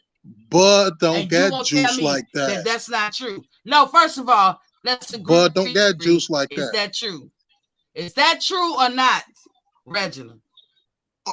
On piece Is of that paper, true? it's in the rules. Yeah, On is a that piece true? of It's in the paper, rules. yes, it's in the rules. But we all know boxing don't work that way. Yes, it do. No, Documentation. he don't get beats juice like that. Documentation beats conversation. He do. Because Bob Arum owned the WBO. You think Bob Arum can't make a call to the WBO and say block I'm telling and you block right now. Bud? I'm telling you right now, he got that power. He got that power. How he Bud don't uses got it, power whether like he that. use it is on him. He's not the best welterweight at 147. At best, Look. he's probably 1-8 with Earl, but he still got to prove himself. Nigga, And he would never fight Charlo. To who? Crime baby ass, irresponsible coon, and sometimes Charlo. Who the fuck he got to prove himself, or do they got to prove themselves to him? Y'all come on now with that bullshit. Don't say Charlo got to prove himself to Bud, or Spence got to prove himself to Bud. But this is shit that come out of Aerosexual's mouths. Bud got to prove himself. Fuck y'all, man. He ain't got to prove himself to none of y'all. See, that's the point I'm trying to make. You putting passion, your feelings all into this. When I'm trying to tell you, this how boxing is made. It's not about feelings. And you putting your feelings into it. That's why yes, my feelings is how y'all don't see common sense. How do you say out your mouth that a man who has had all the accolades that he's had in his career got to prove to you or to any other fan or to Earl or to Charlo higher? He's only asking Charlo with anybody else who in his predicament would have asked. So it's not a far stretch of the imagination for him to say, I want to mandate the fight with Charlo. Everybody in that predicament would have did that shit. That's point number one. Number two, who the fuck is Charlo? He just got to say, so put some respect on Bud's name when y'all say that shit. Just like y'all say, he's undisputed. So was Bud. Bud was undisputed. Miss T, let's be honest. Bud did not prove he's the best 147. All his accolades was at 140 and 135. That was 50 years ago. Nigga, please. Bud did not prove that he's the best 147 pounder. Because motherfuckers don't want to fight. If Spence bitch ass get out that's excuses. We all got one. Bud will show you. If Spence and Bud fight go down, y'all gonna see. None of us can say nothing until it happen. Because I believe what I believe, you believe what you believe.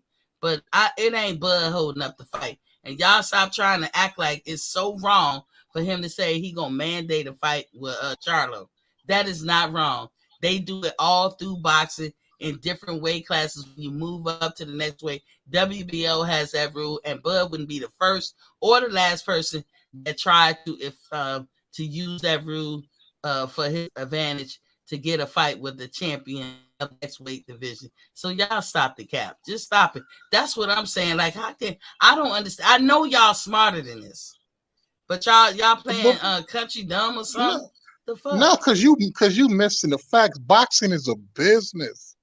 It don't matter what the rules say. That shit to me. It do is. matter. Do matter. Business, my ass. It do matter. Business has laws. You think when y'all say the business like it's wild, wild west, it's guided by a list of standards and requirements and laws. I'm a proof to you that it's a business.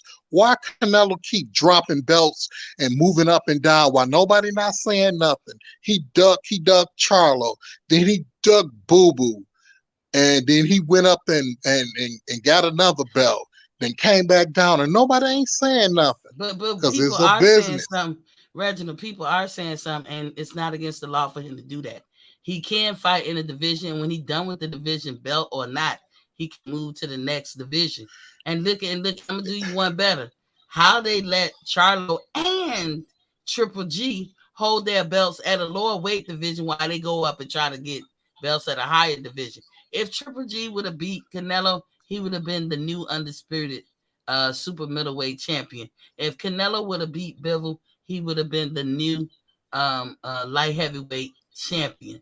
But they still had their other belts. Canelo still would have been undisputed super middleweight and a lightweight heavyweight champion. And that's what would have happened. Triple G would have been a super middleweight undisputed champion while holding 3 belts at the 160 division. How did they let that happen when everybody else, when they make moves, when they go up, they seem to have to let go their previous belts? But in some kind of way, these 2 white dudes get to do that. And I say white because they look at Canelo like he's a white guy. He gets a lot of privilege like he's a white guy. He's a proud Mexican for anybody. Let me be clear. He is a proud Mexican.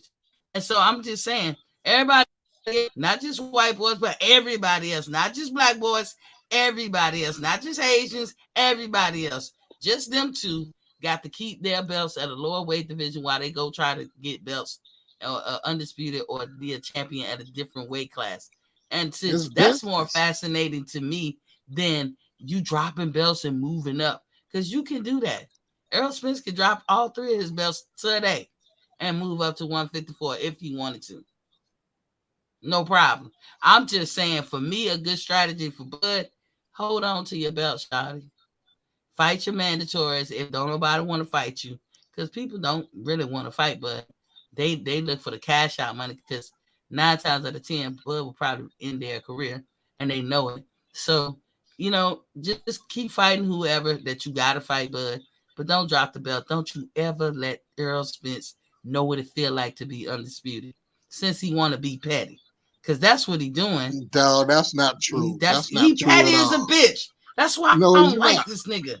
Yeah, he is. I'm starting not to like this nigga. He petty as a motherfucker. He is. PBC because your boy spearheading all this shit, but Earl is complicit.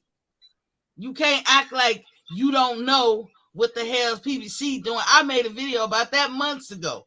But like, oh, so you always knew how PBC felt about Bud. So why are y'all back and forth talking crazy to each other? Or I'm a 80-20 the nigga, or whatever the fuck I want to give him, and all this bullshit.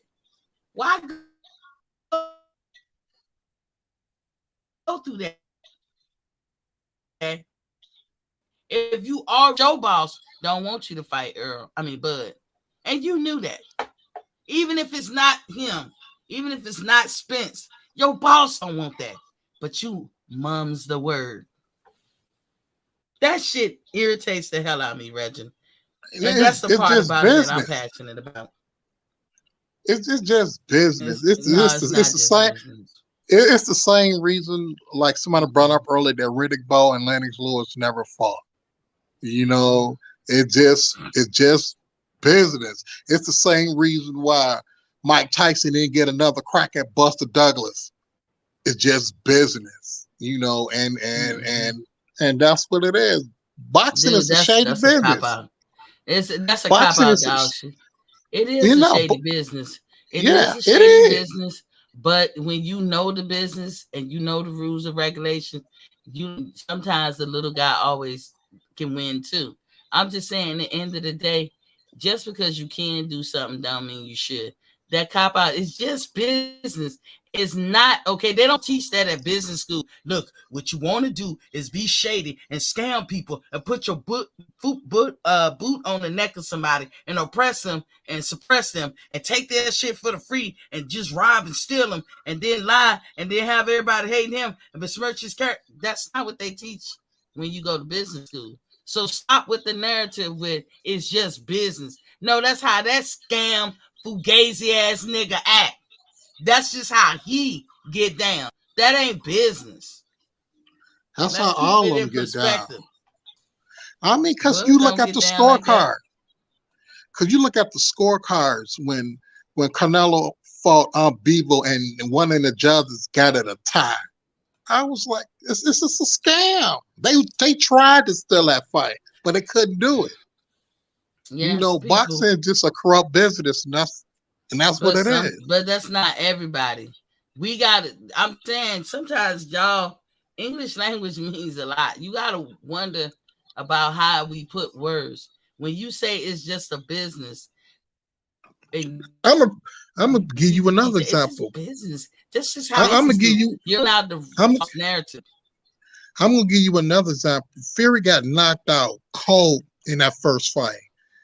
Out the referee mouth, he said, "I did it for the better of boxing." That's why he gave Fury that slow. Right. He was wrong. That's wrong. Not business. He wasn't operating in the true sense of the word of business. He was operating on in a true outside sense of the word business. He let his personal perspective get involved with the truth and what you should have been doing. So he failed at that point. That's not business. You call it what it is. People, I can understand that the business of boxing goes that way, but don't put it on the umbrella. Damn, Steve, that's just business. That helps no one. You learn nothing from that. And see, I'm all about debunking crazy ass narratives. Yeah, people are scammers and lie in business, but that's not business, shawty. That's a liar. That's a charlatan. That's a grifter. That's a thieving, backstabbing, skank ass, fat, bloated 10, 12 sandwich eating motherfucker. That's what that is.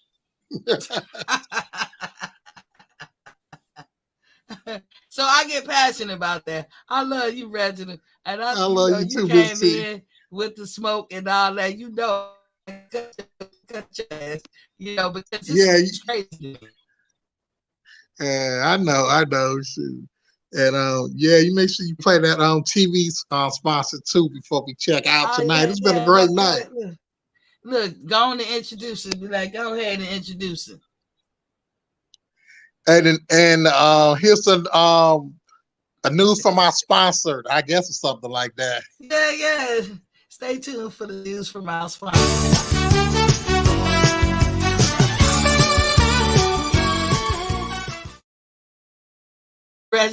Reggie now keep me sharp, y'all. He keep me sharp. Hey, QT, welcome to the building. What's popping? He said, this guy's an imposter. Where's the right brothers? He said, what are the examples of Bud doing bad business? Laugh out loud. They never provide examples. What has Bud lied about? They Errol fans always say the same statements with no evidence or anything. Errol last fights, Ugas, Sean Porter, who fights opponents beat by guys they fought already. And QT also said Bud can fight Ortiz. He can force a mandatory with Charlo. And Jamie said, this guy's a crackhead, Errol Sector. They talk about you, Reginald. QT said, laugh out loud. Well, PBC will have to pay Bud a step aside, which means that another duck. He said, you know nothing about boxing when you're a Spence follower.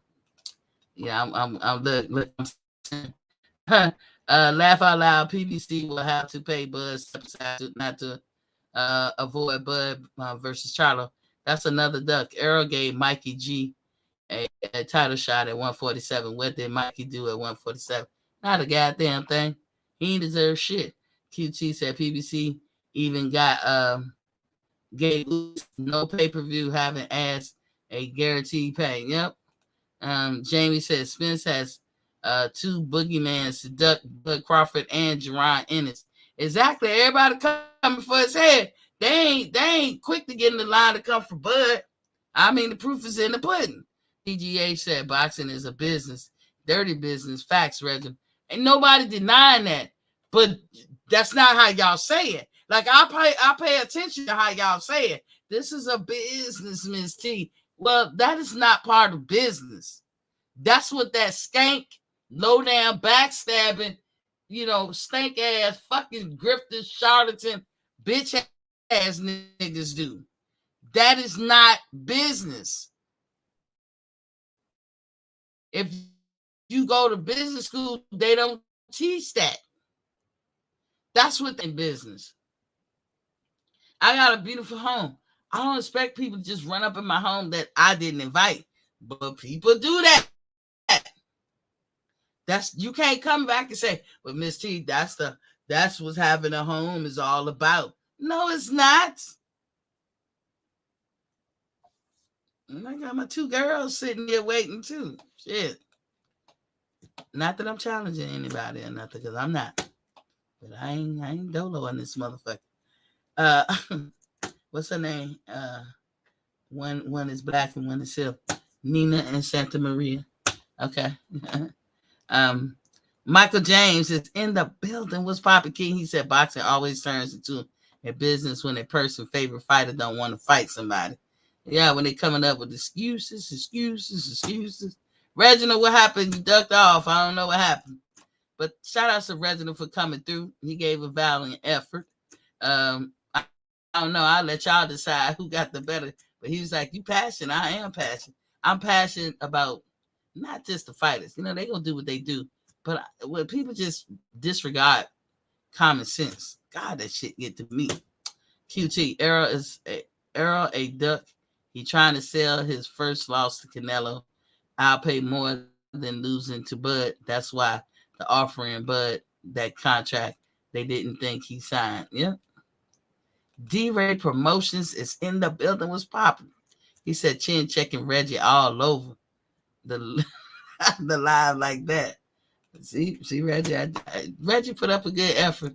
I was just man. I tell you, I could be that argumentative person. I don't like it, but please come with common sense, because I would calmly have a debate with anybody, for the most part. But I don't want to argue in that. But Reggie, my boy, I knew he could take it, and I know Reggie could get me back to, Reggie can spit some facts and get me too, and I'm cool with that. We all show love in the end. Love you, Reggie. You my boy. You my brother. Michael James 616. This ain't like that Mike and Buster actually fought. He said, tell him Miss T. He said, they wasn't counting on ESPN to pick up the story up. Fuck everything up for Errol team. Yeah. And ESPN finally told the truth and aired on the side of truth. This dude trying to justify wrong doing by saying it's just business. Man, get the fuck out of here. And that's what I be saying, y'all. D-Ray Promotion said, stop the fight. Towel thrown in. But anywho, that's all I was saying, y'all. I broke down this whole thing. I was thinking about it this whole weekend. I said I was going to allow myself to get too excited about the pending Errol and Bud fight, because I didn't know. And I heard it from one of them, their team specifically. Errol, you a duck, man. You scared. Y'all see the thumbnail? From now on, when I put up a picture of Errol, it's going to be at a Nutcracker, because that's his second job. He moonlights as a nutcracker. Because we all know the only way Errol beating Terence is to bombard his nuts. That's the only way. That's it. And people going to look at it and they going to say, they ain't see it doing it. That's just boxing, Ms. T. No, that's nut cracking. That's nut digging. And that's why, Errol, he's a boxer. He's a professional boxer. But he's also a nutcracker in his evening job. When he not in the ring, he doubles as a nutcracker. So hey, that's what it is. When he's not in the ring, he doubles as that. But if he's going to try to beat a fight, like see, there's a lot of fighters Earl can beat easily. Ain't even got to put forth that much effort, and that's what made me know that this nigga is the truth. That's what made me look at Earl and say, this motherfucker the truth. Because he was so at that level right there in the beginning. But when you go up in competition, you ain't knocking nobody out. You ain't doing this, that, and the other. And then I'm seeing every time you fight, you got to hit somebody in the nuts. Yo, I can't respect that, Shawty. Because you know what you're doing when you hit somebody. It's kind of different than Canelo hitting people in the arms. Canelo know what he's doing, but at least he ain't hitting a nigga in his nuts. You know, why would you want this man to have nut issues years to come? Or potentially mess with his reproductive organ. Why would you? I don't get shit like that. But you doing it to have leverage. Now, Canelo do the same thing, but he hit you in the arm. But that's a legal shot. If you can't lift your arm up to prevent him from doing what he been trying to do all night, because he done tore your arm up, then, hey, that's cool. But you can't be hitting motherfuckers in the nuts to try to make them hurt to the point that they can't even have the will to continue. And then you want to holler, you the man. No, the fuck you not. You are complicit with this PBC bullshit. And for the last time, anybody, if you don't know the difference between a term sheet and a contract, something fucking wrong with you. That's how much of a fanboy you really are. There's shit that can be on a term sheet that's not on the contract. The contract is drawn up based on what's on the term sheet. If a motherfucker agreed to the term sheet, both sides did, cool. The lawyer draw up the contract, and then everybody get to the contract, and there's extra shit on it that wasn't on the term sheet, then he didn't see everything. Because now you're putting extra shit on it. They must have had something in there that said, we're not showing you the books. That's common. It's common for me to buy a car that has a steering wheel. Now they deliver cars. They deliver me a car without a steering wheel. Did they break their contract? Why am I crying about it? Why don't I send the rest of the money? Why am I holding up the contract? I'll be like, motherfucker, where the wheel at? Can you say it's not a car? You can't say that. You can't say that. They can say, hey, you can go buy your own wheel, and you can. But you can't say that car without a steering wheel is not a car. You can't say it. You can't.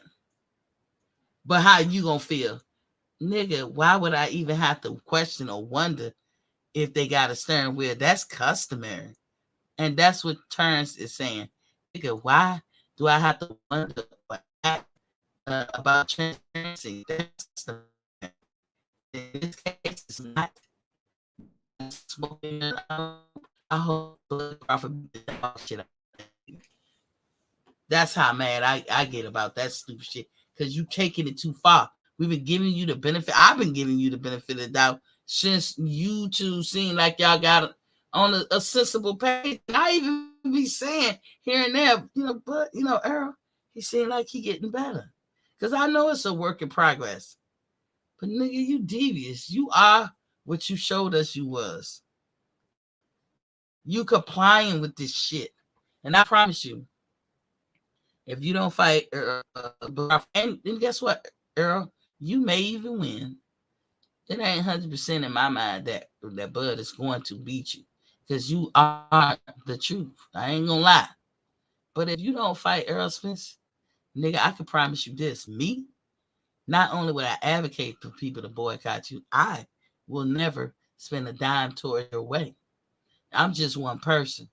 But I'm sure I can get like at least get 10 or 15 people to see it my way. And I ain't the only person. They could get 10 or 15 people to see it their way too. That's how bad your stock is going to plummet. And y'all can miss us with this buzz fault. It ain't. It's Earl's. It's really PBC. But Earl, you let them roll to me. You in bed with them. I don't do no separation. Because just like you emphatic about not fighting Keith Thurman, you're emphatic about that shit. You laid the law down about that shit, and they want you to fight Keith Thurman. But you can't lay the law down about fighting Bud, man. Fuck you. Nutcracker. But anywho, let me woosah. Thank y'all for joining me. Please, please, please don't forget to hit the like and share button. If you have never subscribed, please do so at this time. These are just my opinions. I swear I'm a good person. I swear. I'm going to have my opinion regardless. You know, and I respect and you know, other people's opinion and mine will be different. Reginald, thank you for coming up and kind of debating with me and all that stuff. I think you did well, but you know, I was passionate. You know, I was passionate today because I some narratives got to stop. They just got to stop. Like when people used to be, it's all about me. I hated that. It's not all about you. It's about you and other people around you. It's about respect and principles. You know, it's business. Well, if that's business, why the fuck do anybody do business? Because it's a fact that everybody is not that scandalous. It's not business. It's that scandalous fat ass motherfucker 12 sandwich eating. Fat ass meaning greedy, not literally fat, but greedy. You know what I'm saying? And you ruining people's lives and careers and all their hard work so you could get something that you don't deserve. Al Heyman, Floyd Mayweather, Oscar De La Hoya, Eddie Hearn, Bob Arum. But anyway, when you know better, you do better. And my Pamela James voice, peace.